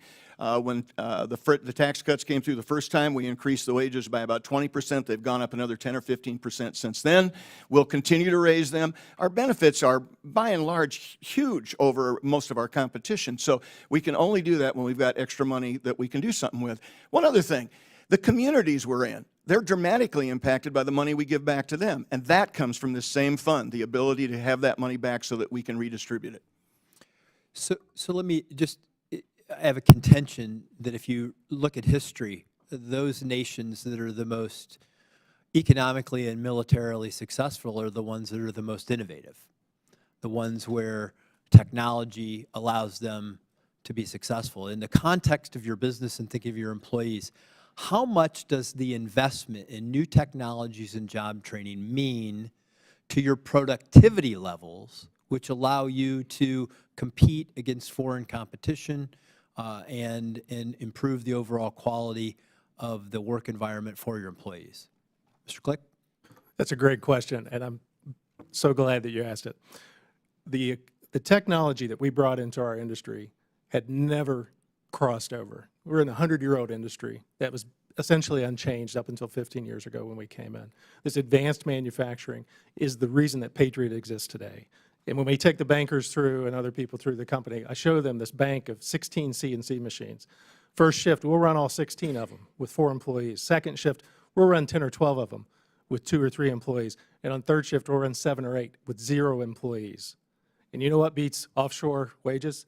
0 wages on that machine overnight. It runs automatic. It produces the best quality products on the planet. And that allows you to do Made in America. Absolutely it does. And it allows you to continue to make investments, to continue to compete, and to have a thriving business where you can employ people. Yes, sir. And so you would say that the renewal of this is essential to American success and prosperity. Absolutely it is. It's critical. Thank you. I yield back. Gentleman yields back. I now recognize Representative Tran from the great state of California for 5 minutes. Thank you, Mr. Chairman.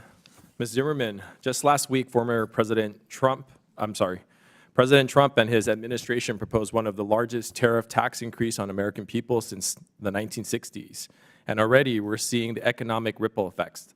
The U.S. market had its worst week since the start of COVID, and families are feeling it. These tariffs are taxes on consumers, raising prices on everyday goods, groceries, cars, appliances, housing materials.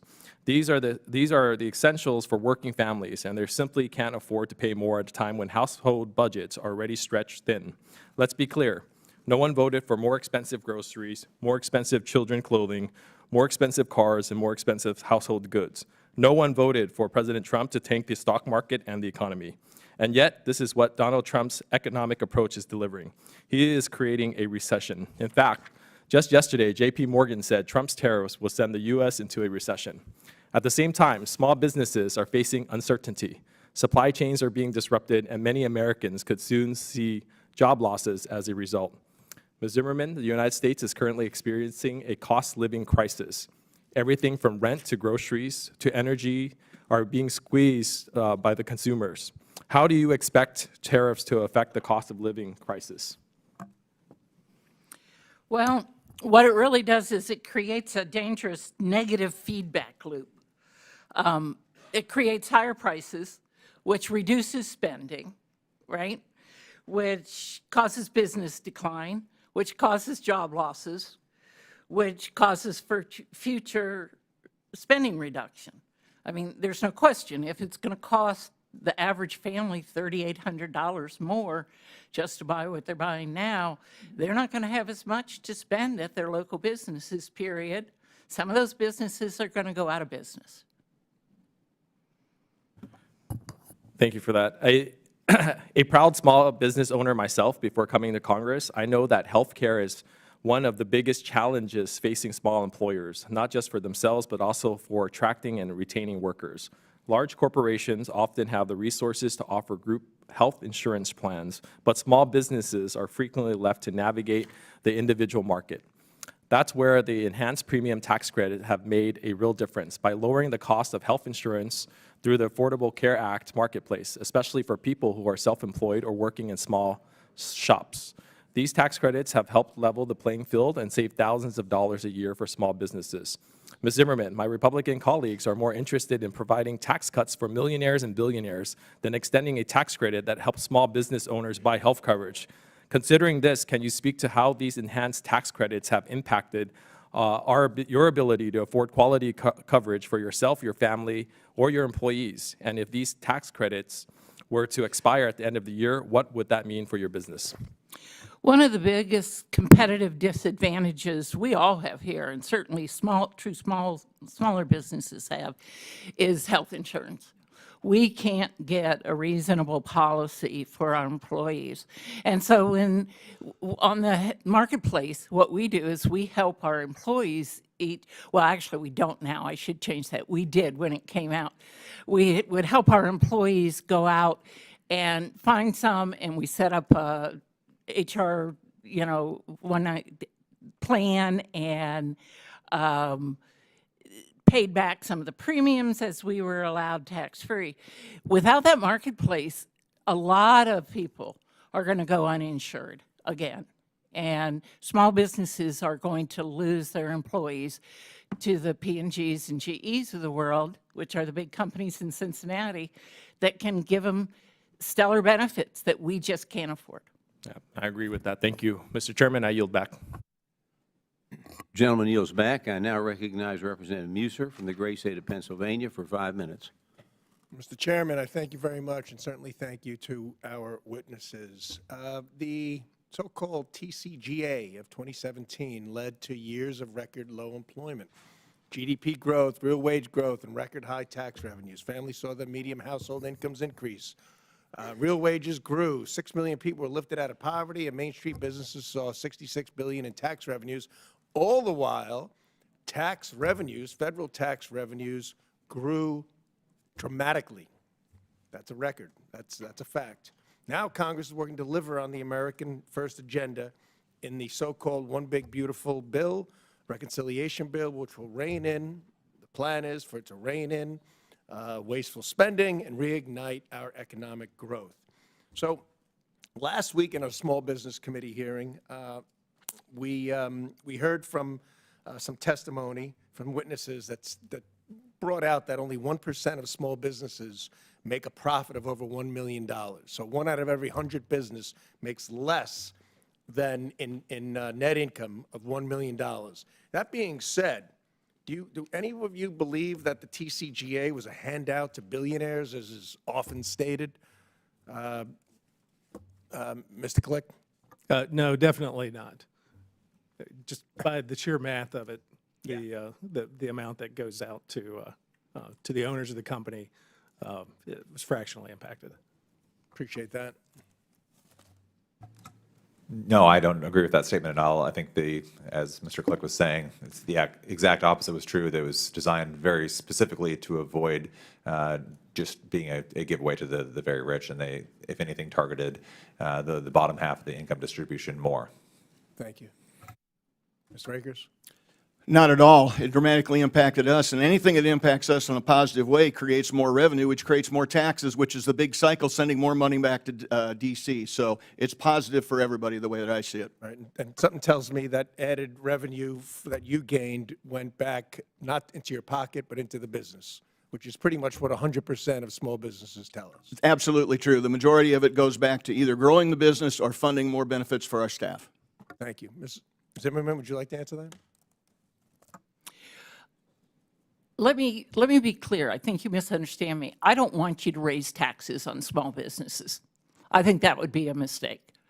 But it's not a black or white yes or no question here. You know, renewing the TCJA small business deduction does nothing at all to fix the problem that we gave. Thank you. I just really just wanted a yes or no if it was a tax cut for billionaires. Thank you. The R&D expensing, how important, Mr. Click, is that to your business, as well as the bonus depreciation that would expire should we not pass TCJA? Yeah, the R&D will be more valuable as we go forward in time. We had already done the development before that was allowed. But the bonus depreciation, that is absolutely critical to the business plans. It makes it a lot easier. And if it's permanent, it makes it a lot easier to make that 10-year plan into a 20-year plan. Couldn't agree more. From my business experience as well as my time in the field working with small businesses to our time on our small business committee. Mr. Brashers, same question. Yeah, I think so many small businesses have very thin margins. And so if you're talking about taking a deduction away from them, if you started with a 2% margin and then all of a sudden you take away this deduction for your workers that are in R&D, that are all the supplies and materials that are going into R&D, you take that away and you push it back 5 years, at least a portion of it, especially for small businesses with limited access to capital, it can be devastating. Thank you. Mr. Akers, same question. Yes, that leads to growth. And money from anywhere leads to growth for us, and that leads to added benefits for everybody up and down the system. So when that money's sent back to us, that extra depreciation, we reinvest it right back into the business. I have 40 seconds left. I'm just going to ask each one of you your thoughts on the president's plan, the so-called America First agenda, the taxes, the regulations, the making energy that much more competitive. And as we move along with this tariff issue, would you rather see an increase on, let's call them taxes, on foreign manufacturers, or would you rather see an increase on taxes on American manufacturers? That's a really tough question. You know, I'm not going to advocate for more taxes on foreign companies, but I think if you set the stage for American companies to be successful, we will. Great, thank you. I yield back, Mr. Chairman. Gentleman yields back. I now recognize Representative Olszewski from the great state of Maryland for 5 minutes. Thank you very much, Mr. Chairman, and to fellow members of both the House and Senate committees here.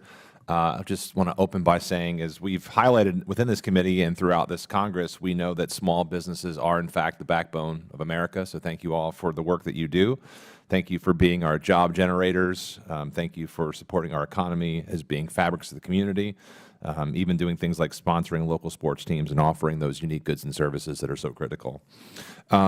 Two observations that I have today, first of all, is we're talking about this idea of keeping taxes lower on our small businesses and our producers. The silence on these tariffs, this Trump tax, is absolutely deafening.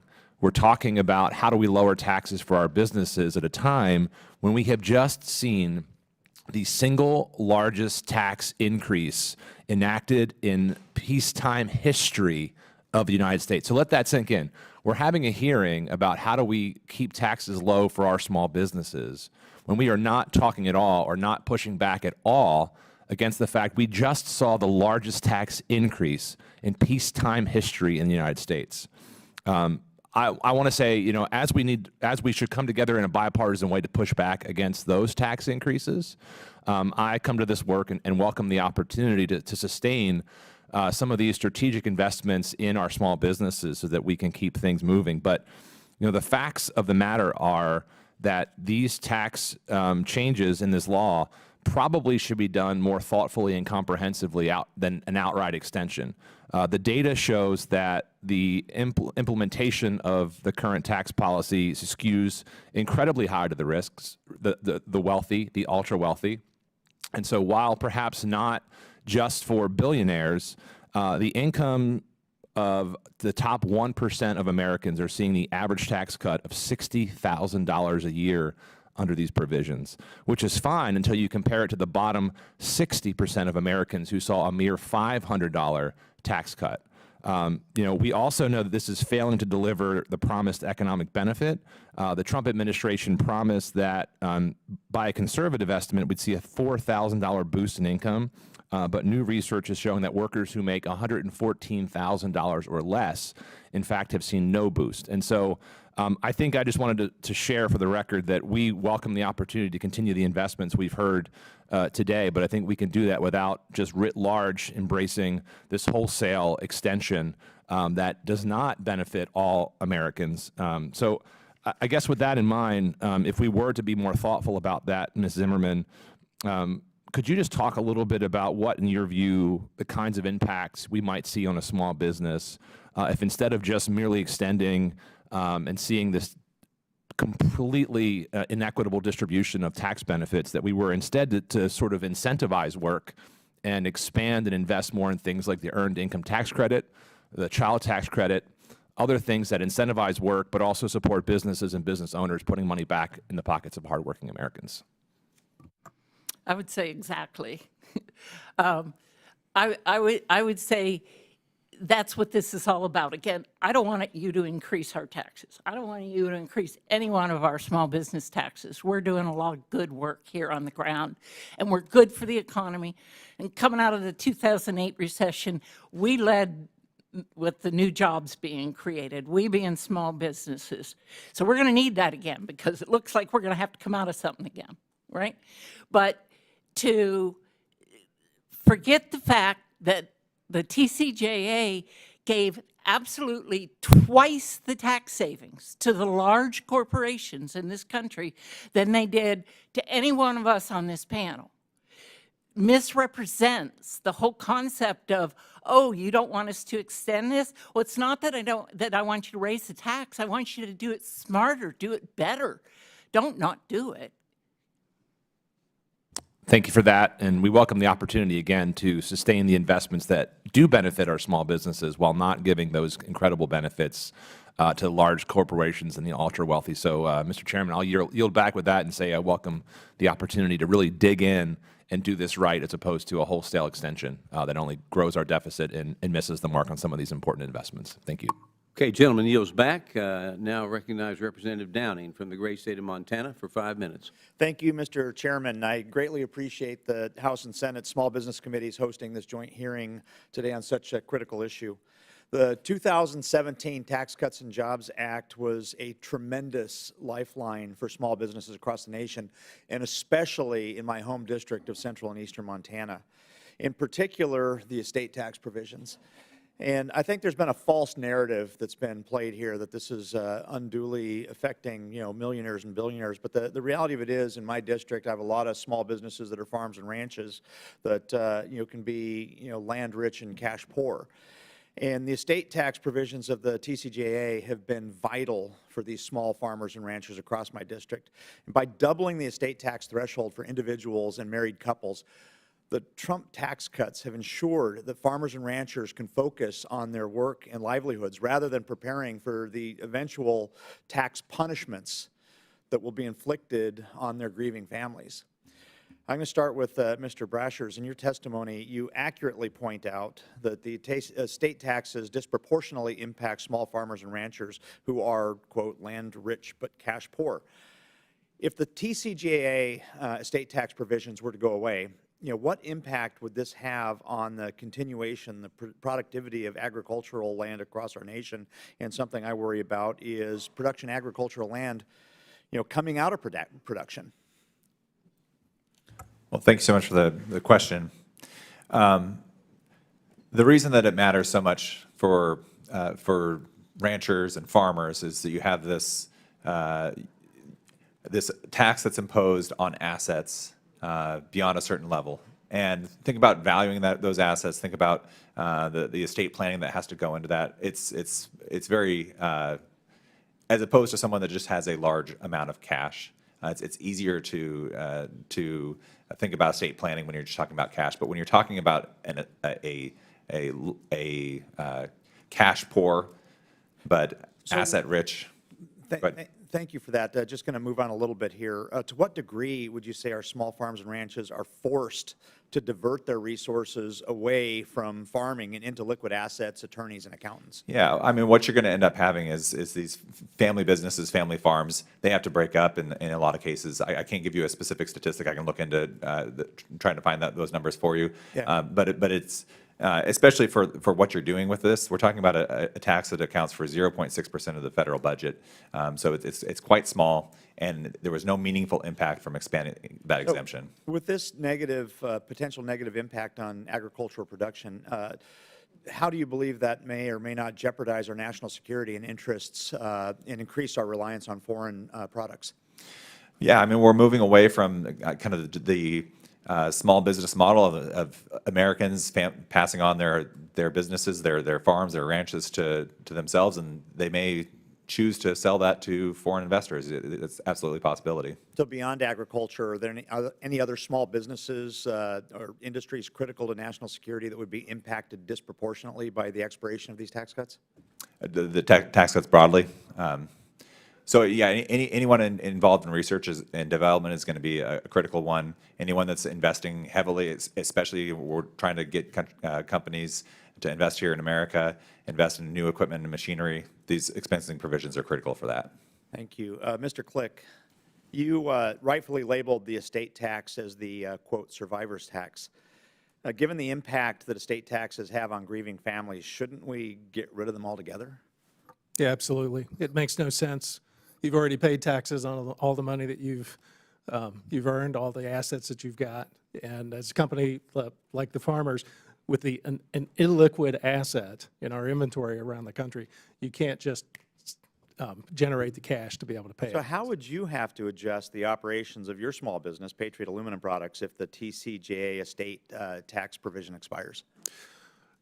For the company at large, it just means more time on planning and money spent on consultants and attorneys instead of on inventory and employees. Appreciate that. Mr. Akers, you importantly highlight in your testimony that small businesses are deeply involved in illiquid assets that are difficult to pay off, like real estate and machinery.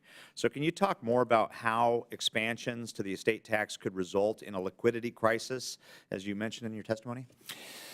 Yeah, similar. Just like farmers, come from Iowa, we have the same issue there. When you're investing in all of those things, you can't turn that into cash overnight. So if you end up having a death in the family that leads to one of those estate planning issues, that money's got to come from somewhere. You cannot do that. You don't have the liquidity to do that because your money's invested in time, in land and materials, equipment, and that type of thing. So it's critical, and you will lose farms and businesses by doing that. Thank you for your answers. I've run out of time, so Mr. Chairman, I yield. The gentleman yields back. I now recognize Representative Conaway from the great state of New Jersey for 5 minutes.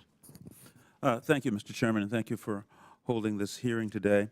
I've been listening to a lot of the commentary and questions and answers, and I just want to make a few comments. The Tax Cut and Jobs Act in 2017 resulted in the deficit growing by $2 trillion. Now that deficit is something that's going to have to be dealt with and paid by average people all over this country, while the benefits of that tax cut, as we know and has been documented, went to the wealthiest people in the country, to the billionaires and millionaires, and God bless them. It'd be great to have that kind of money. It'd be even greater, as they do, to often pay zero income taxes, which many people in this room, including yours truly, has to pay their taxes. And as Warren Buffett and others have pointed out, what's the fairness of that? When you look at these policies, I think, and I hope the American people will ask the question, does it seem fair to you? Are the benefits of the policy that we're bringing forward being distributed in a way that makes sense when you look at our entire population? We're one nation, after all. And this Tax Cut and Job Act certainly didn't meet that test. Was a test for me. And this next round of this, or the renewal of this, we're hearing now that we need to raise the debt ceiling by another $2 trillion. And we're going to see the same kind of amount distribution of the benefits of this. And historically, people ought to know that in a developed economy such as ours, with even robust growth rates, that this tax cut, just as the last one, will never be paid for by the growth that is touted. Never happened. Now, if you're an emerging economy where you can grow along at a clip of 7–8%, yeah, you can pay for a tax cut like that. But in developed economies such as ours, United States, Europe, that kind of growth, from what I'm told by experts, just will not materialize. And so the American people need to understand that historical fact as they contemplate this next round of these cuts. In my state of New Jersey, if these cuts, to pay for these cuts, the kind of cuts that need to be made to Medicaid, as an example, $14 billion comes to the state of New Jersey to help pay for insurance and a safety net that keeps a nursing home open for that sandwich generations that's taking care of their kids, trying to get them off to college, and dealing with an elderly parent or other relative in a nursing home that will close if these Medicaid dollars do not come back to our state. We're a donor state, after all. Can we make up for these, to keep these institutions open, hospitals, nursing homes, by raising the tax revenue in New Jersey? I think New Jersey will be, like many other states, will find they won't be able to do that. And the expansion and access to health insurance under the ACA, if these supports go away, as the other side wants to do, we'll see a 10% increase in insurance that people have to pay, or people will go without, and the number of uninsured in our society, certainly at large, but in New Jersey, will increase significantly. We've had, and the tariffs, when we talk about tax increases, the tariff represents nothing but a tax increase on average people. We had an income tax in the mid-1800s. We had tariffs as well, and they decided to rebalance it because the tariffs were being paid for by the poorest people, the low-income people in the country. And so they decided, let's change this around. We'll reinstitute an income tax, and then 1% on $3,000 to $5,000. That'd be great. But we reduced the burden on regular people. That's what happened. Here we are, I guess, claiming that that era should be revisited upon the American people yet again, even after the experience that we ought to have with the Depression and the worldwide devastation that caused, driven by tariffs. Now, we have, Ms. Zimmerman, I know you deal with the IRS, and I've got to get this question out really quickly. You deal with them all the time. It's been starved of resources. If you have a complicated tax situation, you might get away without paying any taxes at all. Small businesses have to deal with them to get their work done. Can you comment on the starvation that's occurred to the IRS and what that means for your ability to run your business and comply with the laws most people want to do? Well, I only have a few seconds, so I will say that we're losing about $700 billion in revenue by cutting back on the IRS's ability to enforce. Okay, thank you. Gentleman yields back. Now recognize Representative McIver from the great state of New Jersey for 5 minutes. Thank you, Chairman and Ranking Member, for convening this very important hearing today, and thank you to each of our witnesses for being here today with us. As mentioned over and over today, and even in previous hearings, the small businesses are the backbone to our economy, and we must ensure that our tax policies support their growth.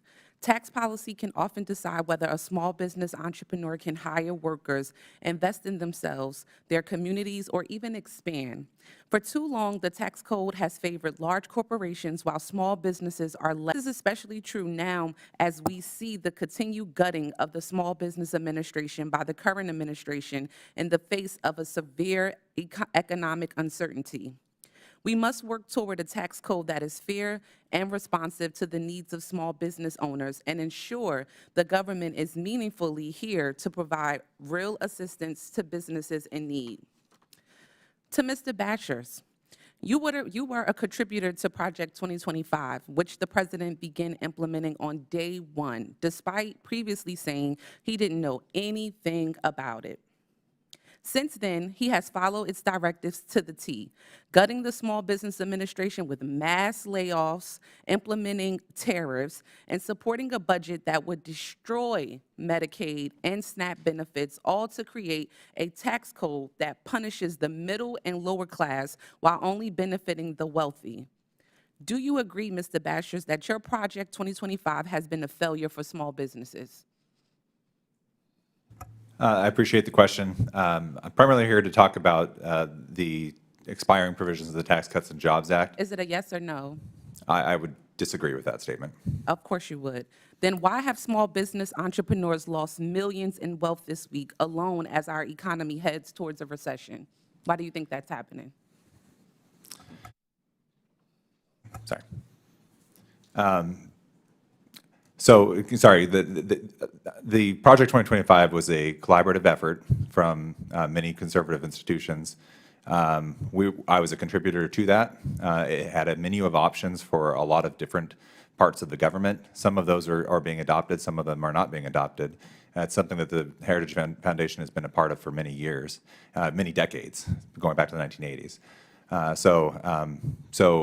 I think scapegoating Project 2025 in this is not accurate. Going back to the question, in your opinion, as a contributor to Project 2025, what is in your opinion, why has many small business entrepreneurs lost millions this week, and why are people predicting that we're on our way to a recession?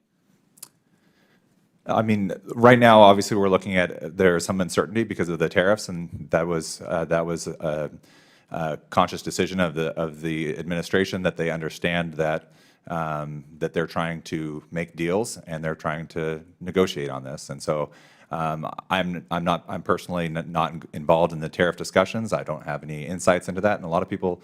There's a lot of conversations presumably happening behind closed doors that I'm not aware of. So I'm not gonna speculate as to where this all ends. And I think ultimately that's the most important thing for businesses is what the final outcome of all this is. However, was tariffs mentioned in Project 2025 plan? As a matter of fact, there were two ideas. There were Correct. on the tariff point. There was a section that was written that was pro-tariff, and there was also a section that was written that was anti-tariff. So thank you for acknowledging a point that, yes, there's a lot of uncertainty around tariffs, and that is why we're seeing many small entrepreneurs, small businesses lose money this week, and many predicting we'll be into a recession. I will say this, in ending in my comments, women lie, men lie, but the numbers and the data don't. With that, I yield back.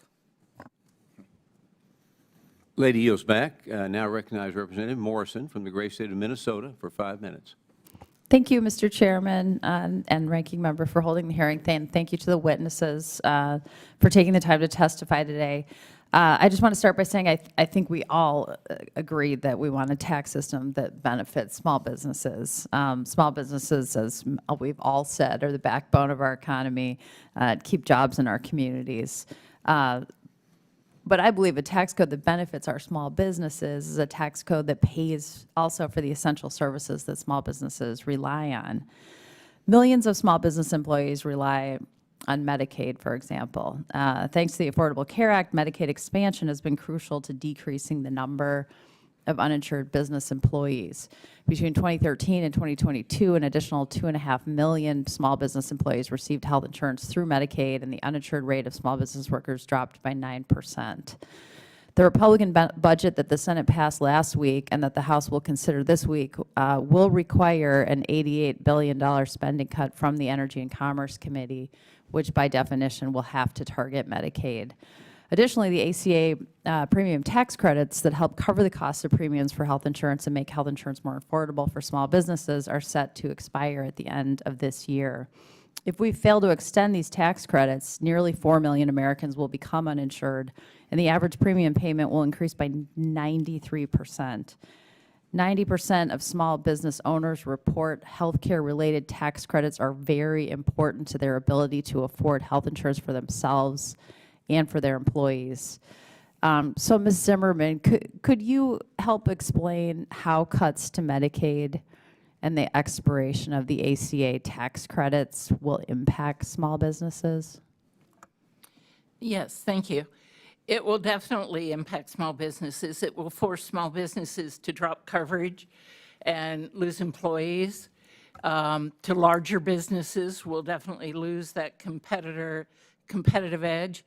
We'll have to absorb more costs, cutting into already thin margins, or eliminating our ability to invest in growth in our companies. And, you know, wages are going to go down to compensate for the extra cost in the benefit. I think the smaller the business, the more impact it's going to have on them, for sure. It's really going to hurt Main Street. Thank you. And you also, during your testimony, mentioned, I know we've had a lot of tariff questions, but I have to have a turn too, that the tariffs announced last Wednesday have created uncertainty and unpredictability for small businesses. Small businesses are particularly dependent on imports and rely heavily on trade for components used in manufacturing. They lack the negotiating power that larger corporations have and operate with tighter margins than big businesses. Can you speak to what you're hearing from small businesses about how most recent tariffs will affect them? And what steps we in Congress can take to help insulate small businesses from the worst of these effects?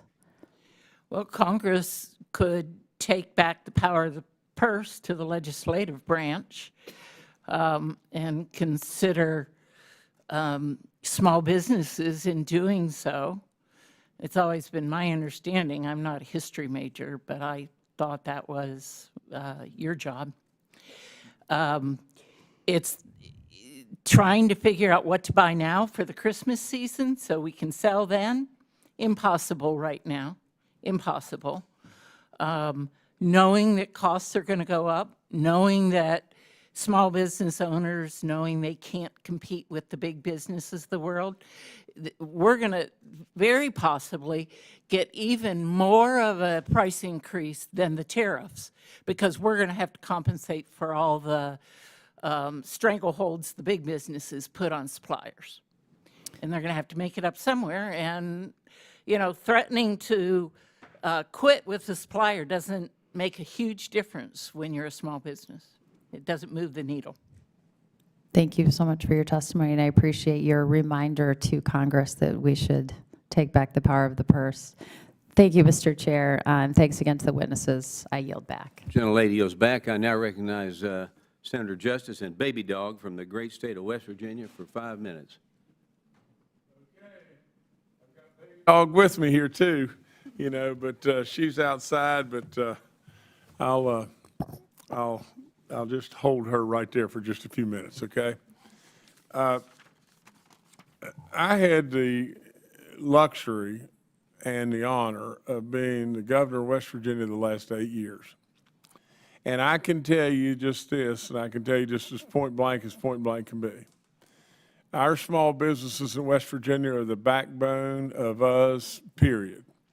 And with all that, our small businesses are the backbone of this entire country, period. That's all there is to it. Now, I'm a plain-spoken guy. I challenge the media all the time. You find something that knowingly I've told you is not true, and they can't do it because I'm not going to do that. You know, I was brought up in a way with my father that absolutely I was expected to tell the truth, and that's what I'm going to do. With that being said, we have got to extend these tax breaks and these tax cuts. If we don't, absolutely we're going to get in real trouble. Absolutely, our small businesses depend on this in every way. And if we don't watch out, you know, bad things could happen, and bad things could happen really soon. Now, with that, I've tried in the state of West Virginia to do anything and everything I could to provide additional tax breaks or tax cuts. You know, I'm really proud that when we were there, you know, over the 8 years, we cut taxes, I think, 26 different times for all kinds of different things and a lot of different agencies. But the one thing we never lost focus with was just how important our small businesses really, truly are. And the fact that we've got to keep them going and keep them going in a way that is absolutely moving the ball and moving the ball forward. Now, in addition to all that, you know, from a standpoint of a pass-through, you know, by making it accessible, that really and truly we could pass through to the individual, absolutely, it is so, so important. And so with that being said, we have got to continue to do exactly what we're doing or try to find it even ways to make it even better. Now, and in regard to the estate tax, I've got a real quick story to tell you. And this is as true could ever be. You know, you see, I don't speak from a bunch of notes. I speak, you know, from experience and from the heart.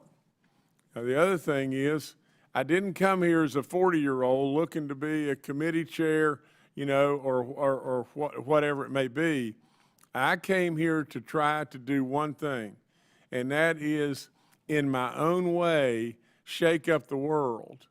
You see, we've got so much that we've got to do here, and there is so much that's screwed up about this town, and absolutely from the standpoint of all the goodness that can be done, if we all focused on getting off of our soapboxes and getting off of the cameras and really trying to do the job that we're supposed to do. You see, I never took anything as the governor. I don't want anything now. I don't want the next hot tip. I don't want a thing for me. I want to do what our forefathers did, and I'm the real deal on that. You know, our forefathers stood up. Many of them lost their farms. Many of them lost everything they had for this unbelievable nation. And so with all that being said, that's what we all need to be doing. Now, I'm not going to go on and on about that. I just want to tell you just a story real quick. My dad died in 1993. He was an only child. He lived in a little coal camp house, and if you were there, if you went there today, you know, that house has one bedroom, one bathroom. My mom, where she was one of 10 kids, and they never, ever, my grandparents, every time I ever visited them, they never had indoor plumbing. Now, so with all that being said, all of a sudden my dad worked really hard with my mom. And then he built a level of riches that, for all practical purposes, we thought my dad was a wealthy guy, you know, and all of a sudden he died. And he had done all kinds of estate planning and everything else. And literally in 1993, I absolutely worked through all the wickets and tried to some way keep our small family business. And with all that being said, through all that we worked, and we owned probably about 60% between he and I together of our small family business. Through all that, literally, I sold every single thing he had. Every single thing he had. And at the end of the day, Jimmy Justice at the time took care of my sister and literally paid all the obligations, and it took about 3 years to be able to do it. And what money flowed to me was zero. Gentleman's time is Zero. up. So I would tell you just this, that it's the estate planning for our small farms and whatever it may be, we got to do that too. So I'm with you 1,000%. I thank you so much for letting me speak. Thank you. Gentleman yields back. I now recognize Representative Cisneros from the great state of California for 5 minutes. Thank you, Mr. Chairman. Thank you to our witnesses for being here today. Ms. Zimmerman, the Trump administration claims it wants to restore U.S. manufacturing. The SBA even announced a Made in America manufacturing initiative. But in your testimony, you mentioned corporate tax loopholes. Does our tax code incentivize large corporations to move production back to the United States? Not so much. If you've got enough planners in place, you can save a lot of money by moving it in, moving it out, and bringing it back. You can cut your tax rate to 10.5% if you do what they call round tripping. And of course, I don't think any of us are doing that, but the big companies certainly are, because it's costing, I believe, $70 billion that would be available for other programs. Mm-hmm. And do these corporate tax loopholes put domestic small businesses that manufacture in the United States at a disadvantage, in your opinion? Well, certainly, because they don't have the same skills and finesse available to them that the large companies do.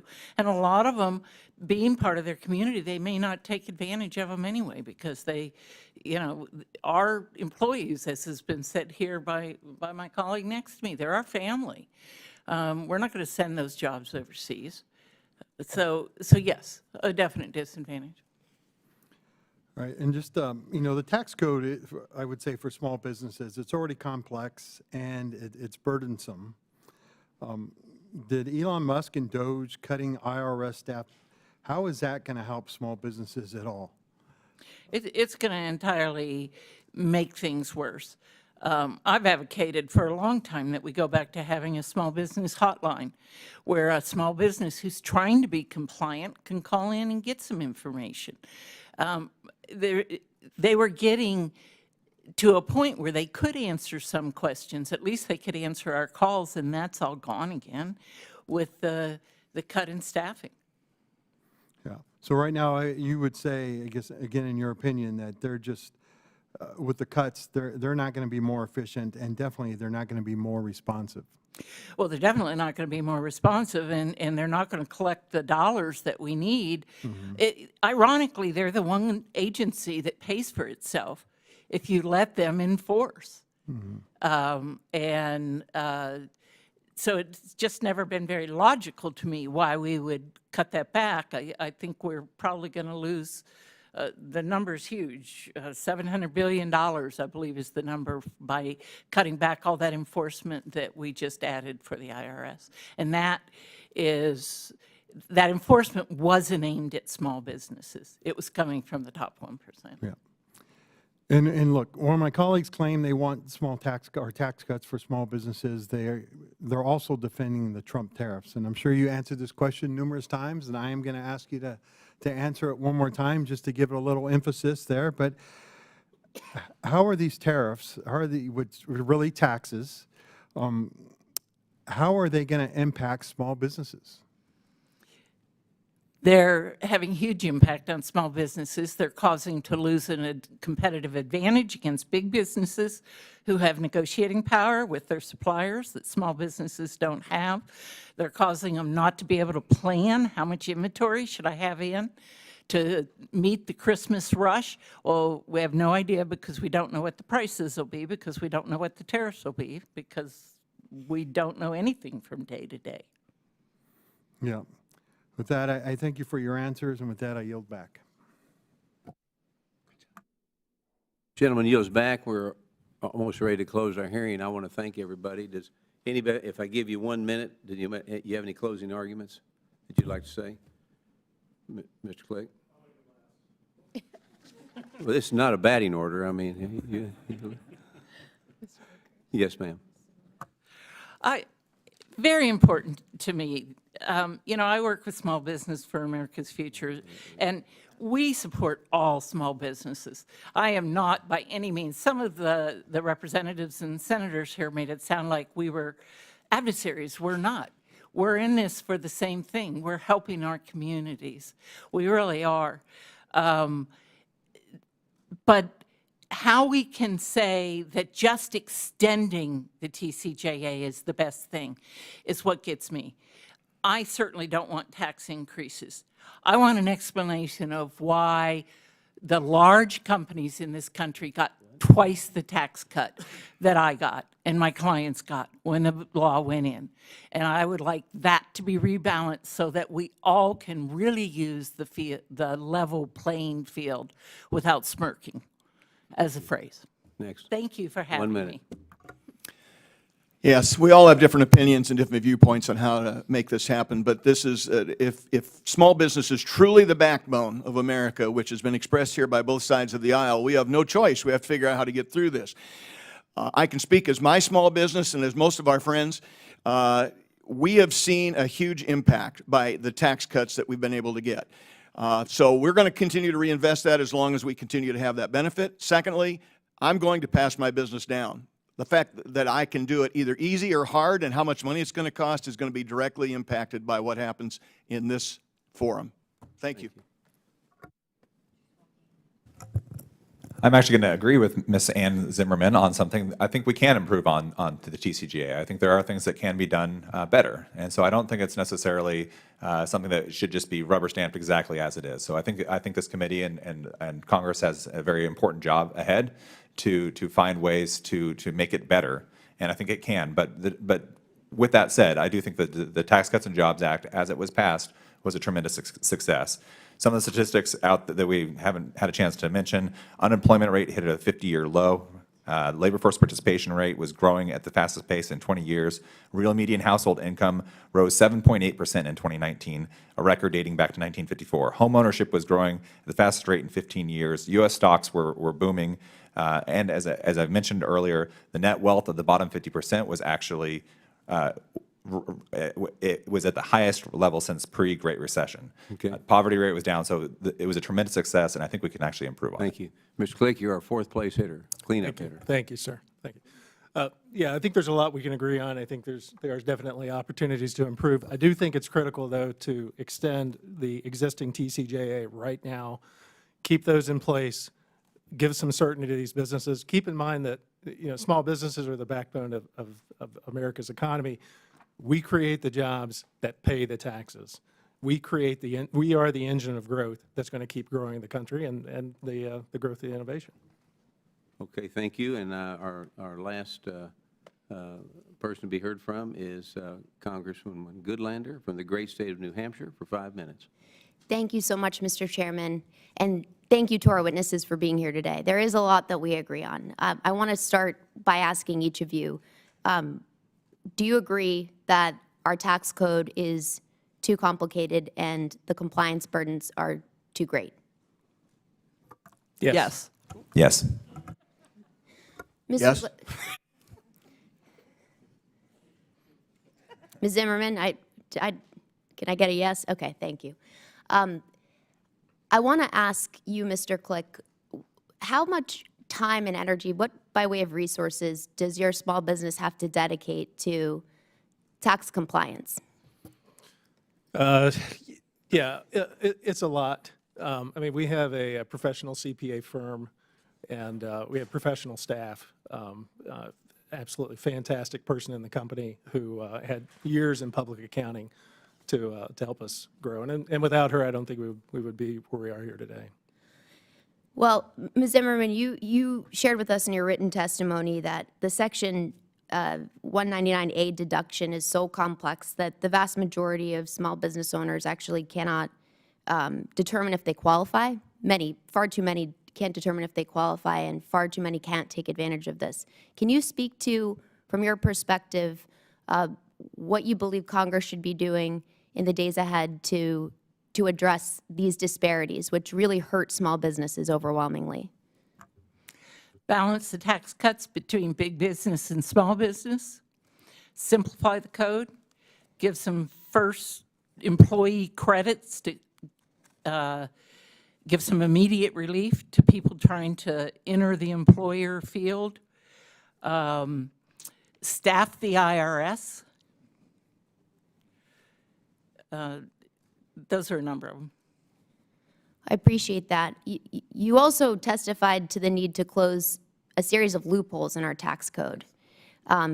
What top 3 loopholes would you advise Congress to take a hard look at closing? Oh. Or maybe just your top loophole. I come from the live free or die state. We're not big on loopholes. Yeah, if I had to pick the top one, I'd probably say round tripping. I think that, which allows corporations to pay actually a 10.5% tax instead of 21. So they're lower than even our lowest rate, or right down there with it. And that costs us about $70 billion a year. Thank you for that. Can we all agree that tariffs are taxes? Yes. I don't think so, no. Okay.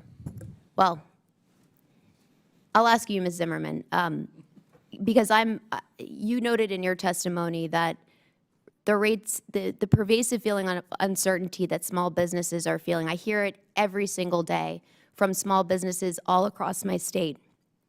The uncertainty is crippling. The uncertainty is bad for the bottom line. Can you speak to what you are hearing from small businesses about what threats of trade wars and tariffs that are being imposed have had on our small businesses around the country?